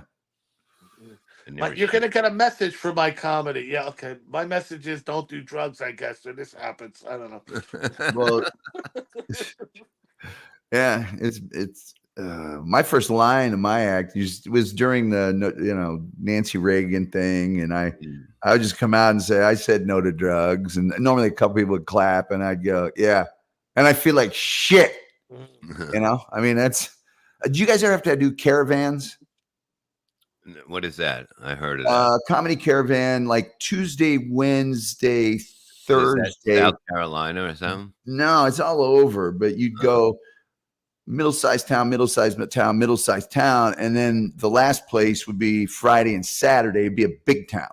Yeah. So you were playing like Sheridans and stuff that would say they had a comedy club one night a month or whatever. But the worst part is you're stuck in a van with 3 other comics usually for a long car. I mean, we're talking 6, 8, 10, 12 hours, and you better halfway like those guys. Yeah, I mean, I couldn't do that. I saw fights inside of vans and you name it. Yeah, those fucking gigs are just ridiculous, you know. Like, well, it was at a time when there weren't a lot of comedy clubs outside the big cities, but there was this huge, you don't remember what it was like. You know, when that 80s thing hit and it just everybody wanted stand-up comedy. It everywhere. And these little places didn't have any. So you bing, bang, boom, whatever. You got paid. You paid well. Yeah, but to be in the car that fucking long, like I remember them trying to explain gigs to me, and I'm like, I'll just do the weekend.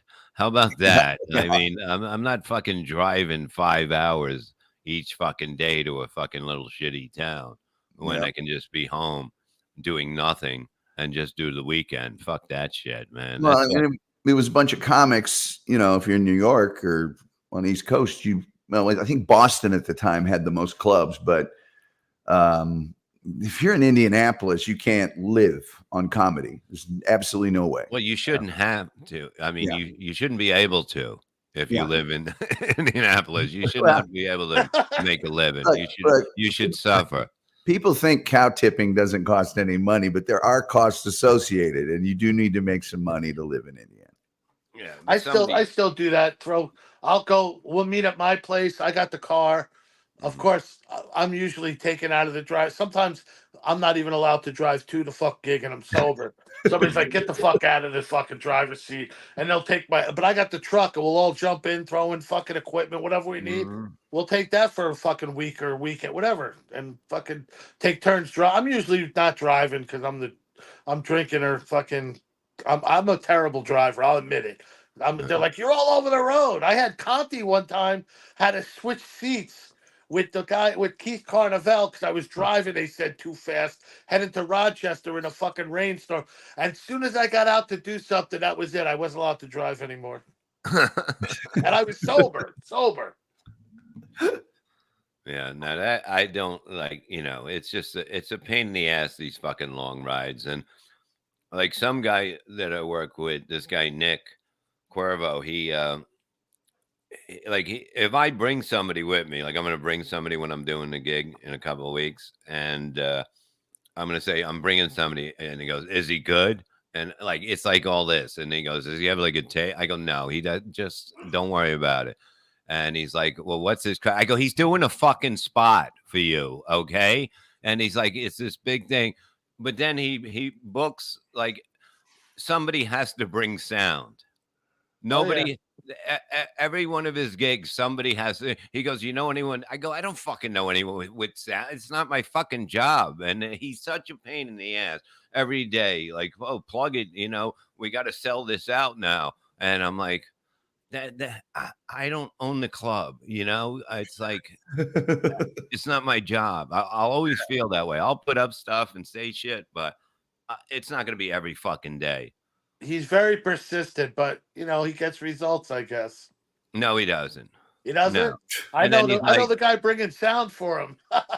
Yeah, but Joe would bring sound, but like it's like then he'll go, let me know as soon as the show's over how it went. I'm like, why don't you show the fuck up? You make as much as the other act on the show, and you're worrying about, you should be there. You shouldn't even have somebody collect that money to know what you're making. That's one of the worst things when you collect somebody's money and you're like, wow, and you paid these other two less than what you made. I mean, that is fucking crazy. Yeah, that's tough. And plus you should be there if you're fucking producing the show. Yeah, and it's up his way. It's like fucking, and then he'll call you and go, what was everything like? Was it, was it busy? Were they the lady's real nice there? I go, you met her? And he goes, no, I talked on the phone. Well, then fucking show up. Just do something. I like when they ask you, oh, how did the comic in front of you do? I don't know, dude. What the fuck? You hired him. Yeah, I was out having a fucking cigarette. Don't worry about it. And what are you going to say? He sucked? You're not going to say that. Yeah, because even if he did, but I'm like, dude, whatever. You hired him. He fucking was great. Yeah, he was unbelievable. Did you do better? What do you care? Right. Shut the fuck up. Show up. It gets to be too much work. When you take a gig, that's it. That's the last time I want to hear from you. Well, and I just want to do my shit. I'm not your promotions team. Exactly. I'm not calling up 10 people. Okay, if you want me to, I'll do a morning radio show. I won't want to, but I'll do it. But that's it. There's no buy an appetizer or you got to bringers and all that shit. Fuck that. A lot of times though, I will have an extra sound system in my car. So if I go to a gig and something's fucked up, I go, I went to one gig. There was like 2 rooms, like connected with a half wall. And there was the guy, I go, there was a system with 1 speaker. I'm like, how are you going to have 1 speaker? There's 2 fucking rooms. So I'll hook up my shit. I'm like, nah, fuck that. Let's hook up my shit. Mm-hmm. I will do that because I keep it with me. Well, and it also helps you. It's part of your deal. It's absolutely. Because you're like, this guy's an idiot. Yeah. But I mean, all the stuff that I hear about now, it's like, wait a minute, you have to buy like a meal when you come there, or you have to bring 10 people. No, that's no, I'm providing free entertainment for you. It's a trade-off. You let me come in, I do my thing. People should come in and want to see it. I'm not paying you. You're not paying me. Fine. But right after that, you're already $100 in the hole for me doing this for free. Yeah, So- there's no way I'm fucking. Yeah. You got to buy something or bring people. I got a I check. never did. 2 weeks ago, I had the wife with me. She came with me. We did a show. It took an hour after the show for them to do the fucking checks. And it wasn't a lot of people there, just the waitress. So waiting, and my wife's, let's go. So I go up to the booker and I'm like, dude, what's up? I go, I got a pizza and my wife had a couple of drinks. And he's like, did they? I go, he goes, no, that's cops. So I go, all right. So I go to leave. Meanwhile, my wife had cornered the waitress and be like, you never gave us the check. We're waiting to leave. So then they give us a check for $80 or $90, something like that. They charged us both for the comedy. So I go, listen, I go, you saw the show? Yeah. I was the guy who closed the show out, was me up there. Okay. No, you can't charge me to come to the show that I'm headlining. So she took that off. She took that off, and they were still going to charge my wife, but the booker gave me the money for her. I didn't mind paying for the drinks and the food at that point, which we would have got for free, but my wife was a little fucking rambunctious on her shit. So, but whatever. But I thought it was funny. That's how I did so well. They're charging me for my own. They take it out of your check, and it's like Rocky after his first fight. Yeah. Okay, you need this much, and we took out this for the manager, this for the ref, this for the. You have $6.72. $6.72. How do you want that? Yeah, right. It was fucking. I thought it was hilarious. They were trying, and she couldn't understand that I was trying to say I was the comedian. Yeah. She's like, I've only had one worse than that. When I got off stage, I was featuring at this college. I got off stage. I went to the back to get a fucking drink, and I go to the chick. I go, oh, he's doing well. She goes, yeah, he's way better than the guy that was just up there. And I'm like, Oh, yeah. bitch, I'm the only older person in this whole college. You know that was me, you fucking cunt. We had a Crackers in Indianapolis. We had there was a speaker in the bathroom that would play what was going on stage. When you went to the bathroom, you could still hear the act and stuff. Well, this comic named Dan Davis got so shit-faced, he crapped himself a little bit, and we switched places on the bill. He goes, could you please cover for me? I had a little accident. Dan was a real heavy guy and medical problems and stuff. So I was like, hey, no problem. Although I knew he was in the bathroom. So while he was in the bathroom, I may have told the audience where Dan was and what he was doing. Dan has crapped his pants, everybody. So I'm going to go ahead of him. And he's hearing this the whole time he's cleaning the shit out of his pants in the bathroom. People are getting up and going back to the bath. Why don't some of you go back and check on Dan? And about 5 guys. Yeah, it was wonderful. Wonderful times. Jeez, that's the worst. Like Dennis Ross had that problem when I was getting. And he'd eat like shit, Dennis Ross. I go to a gig. I'm driving him. We got to stop every 15 minutes. He's got to go to the bathroom. All right. He's got to stop for the break. We get to the gig and he gets a fucking double cheeseburger with onion rings and extra sauteed onions. I'm like, this dude's got like Crohn's disease. He's fat, which is almost impossible to do when you have Crohn's. Nicest guy ever, though. But I'm like, dude, aren't you supposed to be eating like a special diet or something? Yeah, when he was with Florentine in Wildwood or something like that, and all of a sudden he's like, I gotta take a shit, and he beelines into a pizzeria thing, you know, the little ones on the boardwalk. And he's behind the counter, and guy's like, where you going? He goes, I gotta go to bed. Like he's sweating, and he just he goes running to open the door, and he opens it, and the guy's like, yeah, that's an office. Like somebody's in there like fucking typing. You know? He was like panicking. Like that's the worst thing, when you fucking panic and you're like, this ain't gonna end well. Poor guy, God rest his soul. He got to the point where I was doing a gig with him, and it was on top of these stairs outside this like fucking state building. We're doing it outside. He sat on the fucking chair facing the other way till the other comics got done, and then he just turned his chair around. It was that was the last gig I did with him. Yeah, it's like Don MacArthur just died. Died 2 days ago. Fuck. Oh man. I was with him. We used to do a lot of gigs. You know, we started at the same place in Rascals, and we worked with him on a Nick Cuervo. Me and John Kensel worked with him probably maybe a year ago, and It's was been a going while through since I shit. seen him. Yeah, I went to his house. He lived in Tom's River. Great, one of the best crowd work guys I Yeah. ever seen. Ever Mhm. seen, man. Yeah, he was a good guy too. Like he I remember at Pips when I first started going there, it was me. It might have been me, him, and Otto or something. And then Otto, then Don was closing that show. And Dice Clay came in and did a guest spot. And he went on, you know, before Don and killed. Like this was when it was just all happening. And he fucking destroys. And Don goes up there and he's eating a dick and he fucking just gets off stage. He comes up to me and Seth and he punches Seth in the face for fucking putting him before him. And it was just like out of control, like a fucking big fight breaks out because it was horror. Like, you know, Dice was like, he should have went on last, but you know, you're not going to say anything to him if he's coming in and wanting to go up. Jerry Need, $2. Thank you. Gentlemen, have you considered a reverse mortgage?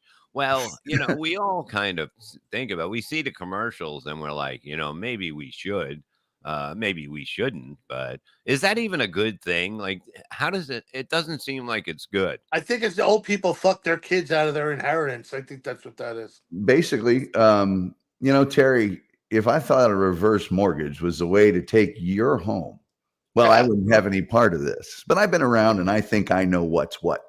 A reverse mortgage is a loan like any other. The only difference is how you pay it back. So basically what you're doing is you are selling your house for the equity in it. You're getting all that money and then they let you live in it. Oh. And you continue to pay something, which would be somewhat like a mortgage, I think. And basically the reason you do it is so that you can enjoy all that money before you're dead. So that if you don't have children or that they're well off or anything of that nature, you can actually enjoy the equity in your house. That's You could buy heroin and cocaine and hookers and die like a man. Yeah. Yeah, but don't spend all that money before the end of the thing because then you're out on the street. You know? Wow. So basically they buy your house off you and let you live in it.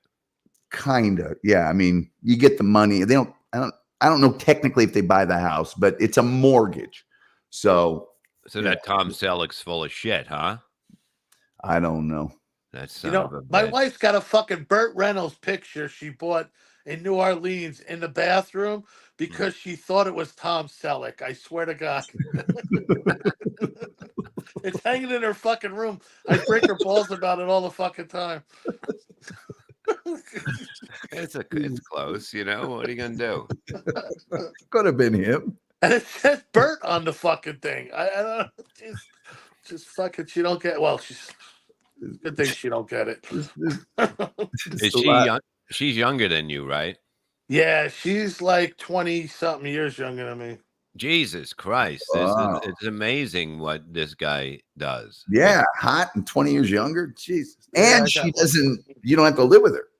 Yeah. No. We decided that that's not a good thing. Did you, at the beginning, you did live together? We lived together for a little. We were trying to live together for a little bit. Then my kid's mother died, so I took my kids and I moved in with their stepdad. And we never moved back in after that. Jeez. Does she know, like, when you come over, like, for what reason you're there? I guess I'm getting at, does she know when Rich wants a little? Yeah, no, yeah, absolutely. She's cool. She'll make breakfast and fucking coffee for me, leave it here. At night, I could stop by, you know, I'll hang out. She goes to bed early, then I'm out doing shows, doing gigs. So we work around a lot of shit. We work around me, you know, because could be an animal. And she knows she don't want to be laying next to me in bed. I'm all fucking ossified and whatnot and shit and sweaty and we don't need any of that. We don't need any of that. Taking the sheets, you know. I got the sleep apnea machine going. Do you really? Oh boy. The other day when I was at her house, I fucking was laying in the bed because I was still recovering from the surgery. She must have been starting to fucking masturbate, and she looked over and saw me with that machine. She had to get up and get out and go in the other room to fucking Jesus finish. Christ. Yeah. She ungasmed. It's fucking. I can't even touch myself when I got that fucking mask on. It's so fucking hideous. In the noise, the Oh, I'm this close to filling it up with vodka and just fucking end it. I swear to God. Fucking thing. I'm like, I gotta wear this fucking thing. I gotta look like this. I can't move because of my hip. I Jesus fucking Christ. Christ. you got a humidifier in there full of vodka. Fuck. You look like a jet fighter, like one of them fighters from like 1940 in a plane, like or something. I got the jet shirt on right there. There you go. But what do? They hook into you plug them in, and it's like into a thing, and then You got to put a hose in. You put a fucking harness over your Jeez. face that's squeezing your fat. And I try to squeeze my fat face into this little fucking thing. It's fucking hideous. And then you plug it in, and it blows air in your fucking throat. look at that.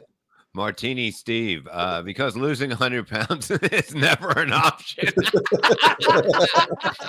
That's true. I have friends that lost weight and they said they don't need the machine.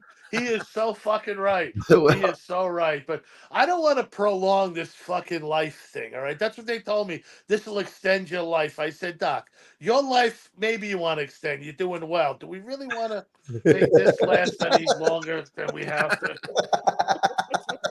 Oh my God. It's like a bad movie to make a sequel to. Right. Do we really want another Let's one? get to the good part. You go to the doctor. He's like, I got some good news for you. God damn it. I don't want to hear this. I'm on my fourth machine now. They're sending me a new one because they keep fucking breaking the fucking things. Every person I know that has a CPAP, they're a little heavy and they look like a Cabbage Patch doll when they put that thing on it. That's how I know I'll never survive an apocalypse. You never see one of those movies where the guy's got a CPAP machine. Fucking and you can't be the one guy snoring out of everybody. They'll fucking kill you. People get angry. Angry when you're fucking snoring and they're trying to sleep. Even Jason wouldn't kill you if you were in the woods. Like he'd be like, fucking, he's already dying. He's already dying. I swear to God, if I don't have that machine, one time we had to share hotel rooms on the road. So me and James had to share a room. Two other comics shared it. He goes to me the next day, dude, I will never, ever. This had to be 10 years ago. I'll never share a room with another person ever again because I fucking snort all night. I can't control myself. I used to piss people off in the army too. They'd get fucking furious. Didn't you ask your doctor if you can use that in the garage? Can I put it? Can I close the garage? Hook it up to the fucking muffler in a car? It would probably fit. Wouldn't that be weird if it fits perfect? That's like that's what it's for after a year. Yeah, please. I've been using this thing for many years. I fucking hate it. Got to bring it with me. It looks like a purse when you're carrying it around. Like, what is that, a lunch bag? Look at this fucking guy. I just did the movie Armageddon. Bruce Willis. Now I have hit every single mark I have ever.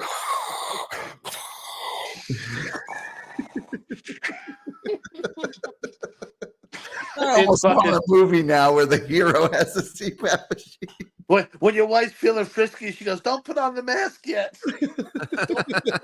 We'll fucking break it. Hide that till we. I do. I leave it under. I hide it till it's time to put it on. That's when you need it the worst, though. Oh Christ! It's During fucking sex. nightmare. That sucks. How long you been wearing that fucking thing? Oh shit! It's got to be fucking 15 years now. Holy shit, man! I can't even like. There's no way I could sleep with anything like around. There's no way I couldn't deal with it. I couldn't in the beginning, but sooner or later you pass out on. I've been so drunk. I've put the mask on and never turned the fucking machine on. Fucking slept with the mask on.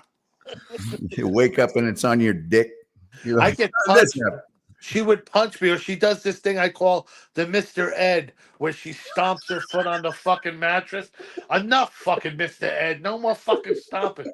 That thing's making noise. What the fuck you want me to do?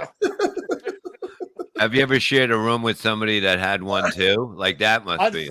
No, oh no, I refused to. We were on a gig. I shared the room with the girl instead. I said, listen, please let me sleep in your room. I'm not gonna fuck you. I can't sleep next to another fat guy with a fucking sleep apnea machine on.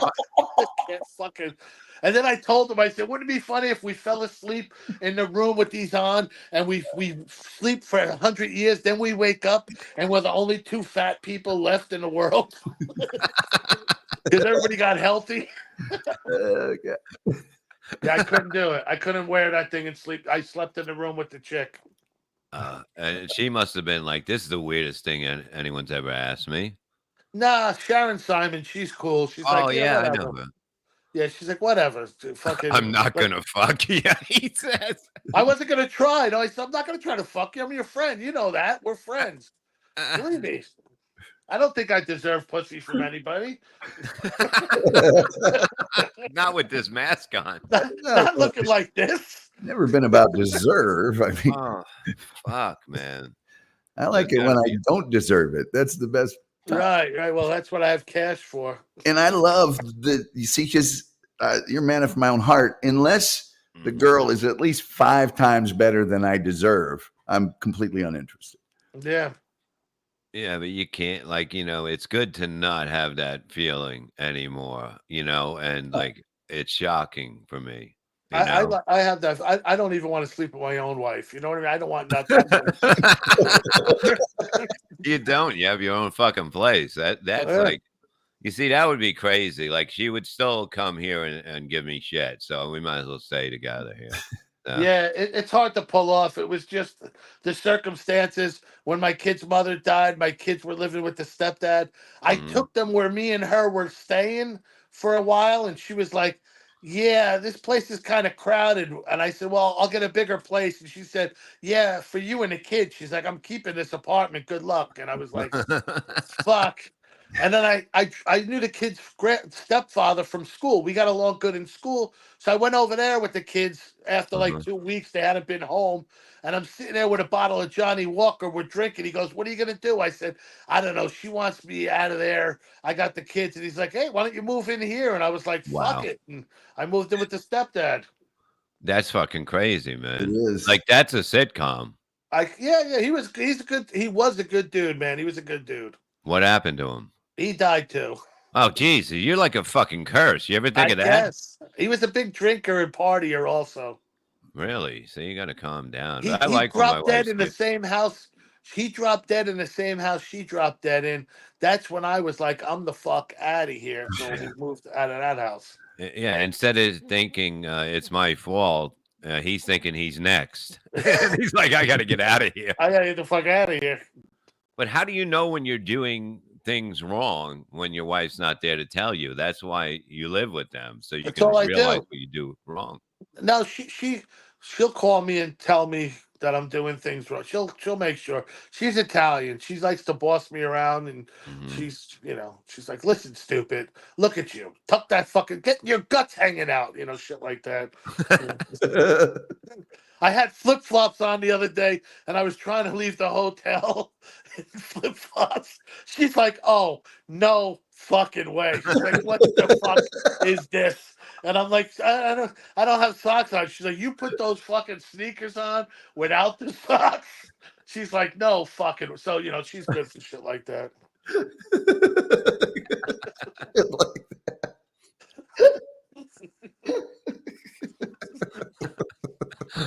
What the hell? That's not true. I'm still back at.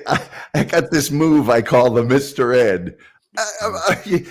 You had me at Mr. Ed. I'm going to start naming all my moves after 50 sitcoms from now on. Hey, here comes my little Margie. Ready, baby. What a life you have. You really do. I mean, like, you got to retire, they kind of pushed you out the door a little bit. Out the door. Well, they said, this is preposterous. You keep passing, because I was trying to get used to the sleep apnea machine, and I was working shifts, so I kept falling asleep. I'd be, anywhere I went and sat down, I'd pass out. So the fucking 911 phone's ringing off the fucking hook. I'm fucking out cold, and they're like, "This is fucking ridiculous." Gave me a drug test. They saw I wasn't on drugs. They're like, "This is preposterous." I'm like, "I think so too, but I'm in the union, and you can't really fire me." You know, people with disabilities, but they found a way to get me out. That's a disability, being fat.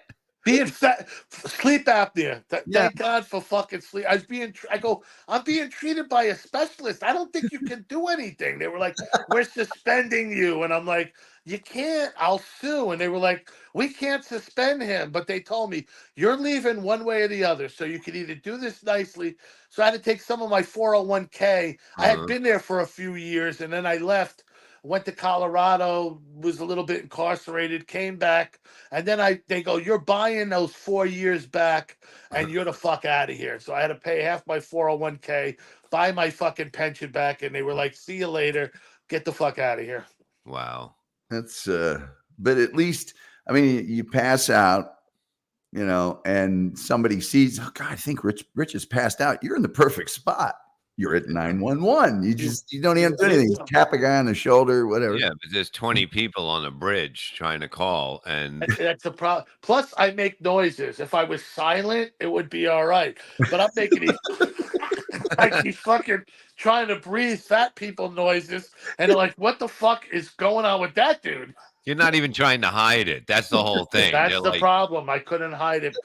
I was like, maybe I should take masking tape and tape my mouth. I didn't know what the fuck to do. If I was silent, it would have been cool. If I was silent, I would have got away with some of it. You know, one of the other 911 people might have been able to pick up the phone. There was a couple of us, but it was getting ugly. so you ever save somebody's life by talking to them? Yes, I had to do that. That does happen. I had to talk people through CPR and shit like that. Oh, wow. And no one wants to do that. It's like, dude, it's your mother. It's like, just get here. You know, nobody wants to fucking. Yeah. I had a fucking call. It was election day in our town, and my ex-football coach, who hated my guts, was the shoo-in to win as mayor. That morning, I'm at the fire headquarters. The call comes in. It's a 911 call from his wife, and he's in the shower, and he collapsed in the shower. And I'm talking her through how to do CPR. Yeah. And I could hear her pushing on his chest, and I could hear the noise he's making, and I know he's dead because you make this fucked up noise. And I'm like, holy shit, this motherfucker hated me. Imagine if he knew what was going on. Like, I'm trying to talk his wife through fucking CPR on him. Well, have you ever ended somebody's life by talking to them? Oh, to try to tell him how to kill himself? I'm not talking anybody out of that. Fuck that. So weren't you at least a little tempted, the guy that hated you, to start telling his wife, "Okay, now take the end of his nose and shake it and say, got your nose. That didn't work." Okay. Kick him in the balls. I had people I know that called. I had people because I grew up in that area, and I'm trying to give them code that the cops are coming because I know this is a drug thing. And I'm like, the fire department, the ambulance, and the police are on their way. You should have told her, pump down his chest, but then pull your skirt up, put your ass up high, and then wave to me in the window in the back. I got into a fight on the phone with some black chick once. I don't remember what for, but I got suspended. I once got suspended for 45 work days, which was like 6 months. The biggest suspension ever in the history, because me and my friend worked there. He was a supervisor. We got in an argument, and I threw a clipboard at him and told him to suck my dick. And the head boss happened to be there when this happened. So I got suspended. I went before I got married to my wife, and I did comedy for months on the road. She's like, "Once we get married, you are not going away like this." She's like, "That ain't happening." Yeah. Oh, but look, life is good. Look at you now, living it up, motherfucker. Living it up. I'm on her couch in her apartment, and she's at work. Isn't it nice? Yeah. Isn't it? Tonight I'll be in some burrito bar in Brooklyn, shit-faced out of my mind. Telling jokes in English. Comprende? Just say comprende once in a while. That'd be fun. That's it. Migra. Ay, caramba. Who are you on the show? Were you bringing people with you, or just like?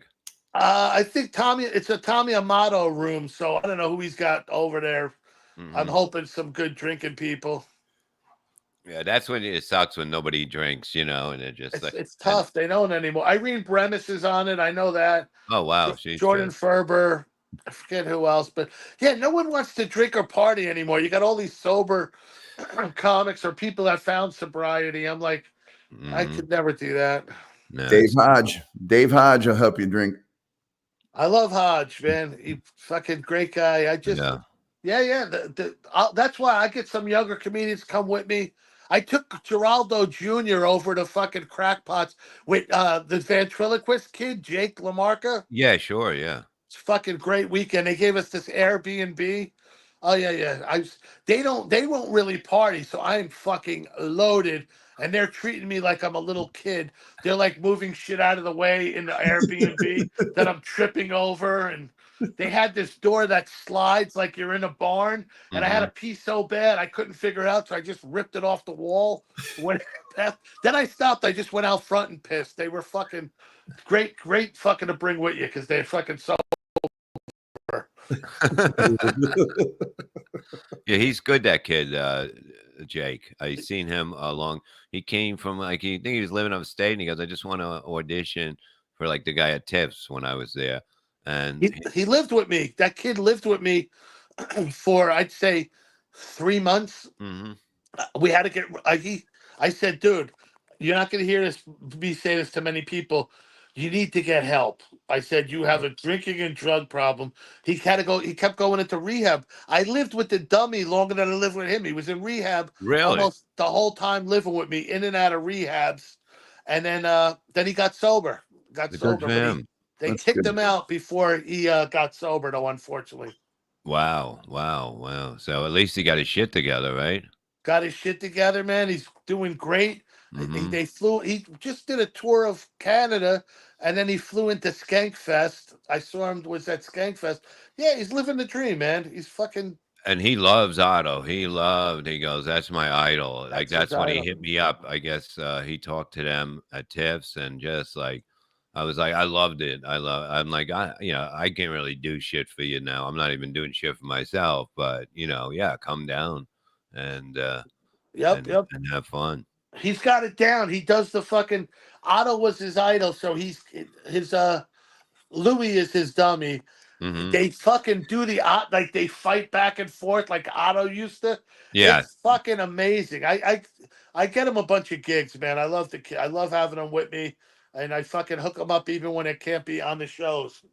No, he's a good kid. He's not that old, right? He's got to be. He's like 24 or something. Today's his birthday. Oh, is it? Wow. Happy birthday. Yeah. Fucking today's his birthday. He's got a great girl now, Steph. So he's crushing it, man. I'm really happy to see that because his mom's real supportive. She's a good person.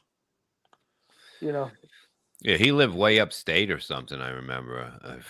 Dude, he's Jewish. I couldn't believe it. Not that makes a difference. He's black. I couldn't believe. I didn't even know he was black. He goes, I'm African American. I go, are you really? I couldn't even tell. He's got that funky mustache. He was in rehab, and I had to bring him these prayer books and something else. And I go, okay. And he goes, I'm Jewish. I said, I didn't even know you were black. You know what I mean? Like, okay. But it was so funny because he'd be loaded. He'd be loaded in the room, and I would hear like Nazi songs coming from his room that he was listening to all this Nazi. He was infatuated with like the fucking History Channel and all that Nazi shit. I fucking. Like, I love that he has the Fred Sanford mustache. I love that. It's fucking great. It's great. The day I met him, he was moving in with me. I told him, meet me at the bus station in Newark because he was coming from Albany. And my wife goes, is that kid coming to stay with you? Because I was living in Little Falls. I had a couple of roommates in a house. She goes, I go, yeah. She goes, do me a favor. Don't show up drunk to get him. And I was doing a show at noon that day in Jersey City, a weed show. So I'm picking him up like 4 or 5 in the afternoon. I'm fucking loaded. I'm loaded. He gets off the bus. I see this guy walking with this fucking valise, I guess you would call it. And he had a derby on with this fucking mustache. And I go, that's got to be the fucking guy. he fucking, I go, you Jake? He goes, yeah. He gets in. He gets in. He's like, hey, man, nice to finally meet you. We're driving. He reaches in his valise and takes out a fucking vodka bottle. Oh, wow. Finishing it off. And I'm like, oh, this is going to go well. I go, dude, let's go get some beers and go hang out in front of the house and get fucking acquainted. And I knew we'd get along. We just got along too well. But he would get so bombed. He'd be at the liquor store at 10 in the morning when they opened. And by noon, he's fucking on the ground. He was so wasted. I think he drank hand sanitizer the one night or something. Jesus Christ. But his insides were clean. Yeah. I would come, the other roommate would hit me up and he goes, hey, where's that ventriloquist guy? I go, I don't know. I'm on the road. I've been gone for like a week. He's like, I haven't seen him in a couple of days. And then I'd be like, I don't know. And then I hit his mother up. She's like, he's in rehab. And I didn't want to tell the other guy because he was uncool. I go, oh, he's visiting his mother. In rehab. They're both in rehab. I knew I was in trouble when he was supposed to be in rehab for another month. And my roommate, I come back, my roommate goes, hey, you know who's on the porch? I go, who? He goes, fucking Jake. And I go out there and he's fucking hammered. I go, oh, this ain't good. He's a funny motherfucker. He's Terry hilarious. $2. Thank you. Have you three had a colonoscopy? Boomers Lives Matter. Yes, I had one last year, and I was kind of upset. Like, they put a big hose in your ass, a metal thing, and I didn't feel a damn thing. And I thought maybe I was switching teams because I didn't feel anything. I had one when I was 50 for insurance. They would have dropped everybody on my coverage and my family. They're like, you're fucking doing this. So they knocked me out, though. They said, do you want to be knocked out? And I was, fuck yeah, I want to be knocked out. They tried to get me to do another one like 2 years later. And I said, listen, whatever's up there lives up there. Let's not fuck with it. You know what I mean? Fucking leave it alone. They pull out a Burger King wrapper out Whatever, of man. You start messing with it, it comes out of the hole. We're all in trouble. So fucking leave it. I had mine. It was great. I said, can I have another one? I sent the nurse flowers. I mean, it was good. I was weird because my wife took me up there where she works and like all the people know her. And then I'm like, I don't want people, looking up my asshole. Like, it's just weird. It was like, I know once you get knocked out, they're going to make fun of your asshole or something. Oh, God. I mean, it just is like, it wasn't comfortable. And I felt violated when I left, but then I didn't feel anything. I felt nothing. Even like hours later, not even like any kind of pressure, like nothing, like anything was in there. And the thing was like 4 feet or something like that. You know what's funny, man? One time when I was fucking younger than shit, I was banging this chick all fucking afternoon. We both took off work. And we're in my fucking apartment with no fucking air conditioning. It's like 900 degrees. And we're fucking in the bed. The next day, I get a phone call. I was using rubbers. And the rubbers kept coming off. And I kept thinking they were in the fucking bed. The next day, this chick calls me up. She's like, you motherfucker. She's at Planned Parenthood. She said she was showering and she felt like, she said she was like a fucking magician. She was pulling fucking condoms out of her fucking mouth. I'm not even kidding. I had to fucking leave work and go buy her the fucking morning after pill at fucking Planned Parenthood. Then I tried to get her to fuck me again, and she's like, get the fuck out of here, you loser. You can't even keep a condom on. I didn't keep a fucking condom. And it was like 5 of them or some fucking outrage. And I'm like, wow, I'm gonna fucking, these things keep fucking falling off me. What the fuck? It's like her pussy's a clown car. It was fucking easy. Keep coming out. The rapper. She thought her fucking intestines. She's like, you fucking asshole, I'm showering. I thought my intestines. She's fucking, I wish I could have seen her face, and she's pulling these fucking things out in the shower. And I had to leave the job site. I'm working construction. My boss is like, I go, I got to leave. He's like, what do you mean you got to leave? I go, listen, I'll tell you when I get back. I go, I got to fucking leave. She's flipping out. You couldn't say why, right? No, I was fucking like, he would have never. I said, "Fuck, I'll tell you when I come back." I had to go buy the fucking pill at Planned Parenthood first. She was bugging the fuck out. And of course, I try to get laid again. Of course, I could. Hey, what are you doing later? She's like, "Get the fuck out of here." How can you be pregnant? You got 5 condoms in you. She was fucking flipping out though. She's like, "Oh fuck! Why didn't you tell me? Tell you what? I didn't know that's what was happening. I thought they were in the bed somewhere." I hope you saved him. We could have used him again. Oh my fucking Lord. That's fucking that's suck. what comedy is great. Comedy. There's nothing like it. There is nothing fucking like it. Nothing like it. Well, this was a fun fucking day. Tell them where you're gonna be, Rich. Okay, tonight I'm at some fucking burrito bar. I'm gonna pee. Where did he go? He fucked up his phone. He's trying to piss another. I think he finally had a heart attack or something. Oh God. Yeah. Oh yeah. This guy drinking a hot water he can drink like a motherfucker. That's why it's like when you see him at a club, you know he's gonna get fucked up. He's a good man too. Yeah, he is. Rich Karuchi, follow him. You will love it, man. He's a good fucking man. Where you gonna be, Tom?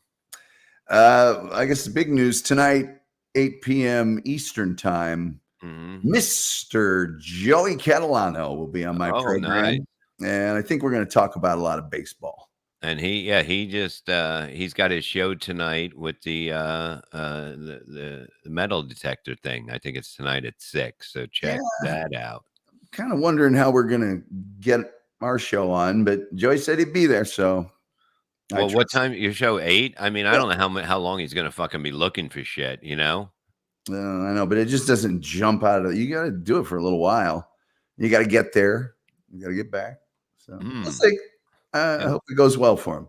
And what's he talking about baseball? Like their laundry? Like what? Like well, no, he was the clubhouse manager, and that means you're in charge of all the travel and per diem money. Oh, is that what he did? Oh, yes. Joey was the clubhouse manager has a huge amount of authority on a Major League Baseball team. So yeah, he was in charge of all the plane travel, of course, everything regarding the uniforms and everything the players needed, both as a team and individually. You know, one guy likes Big League Chew. He wants 3, all of that. Joey was in charge of all that. And so one night on my show, no, he was on his show.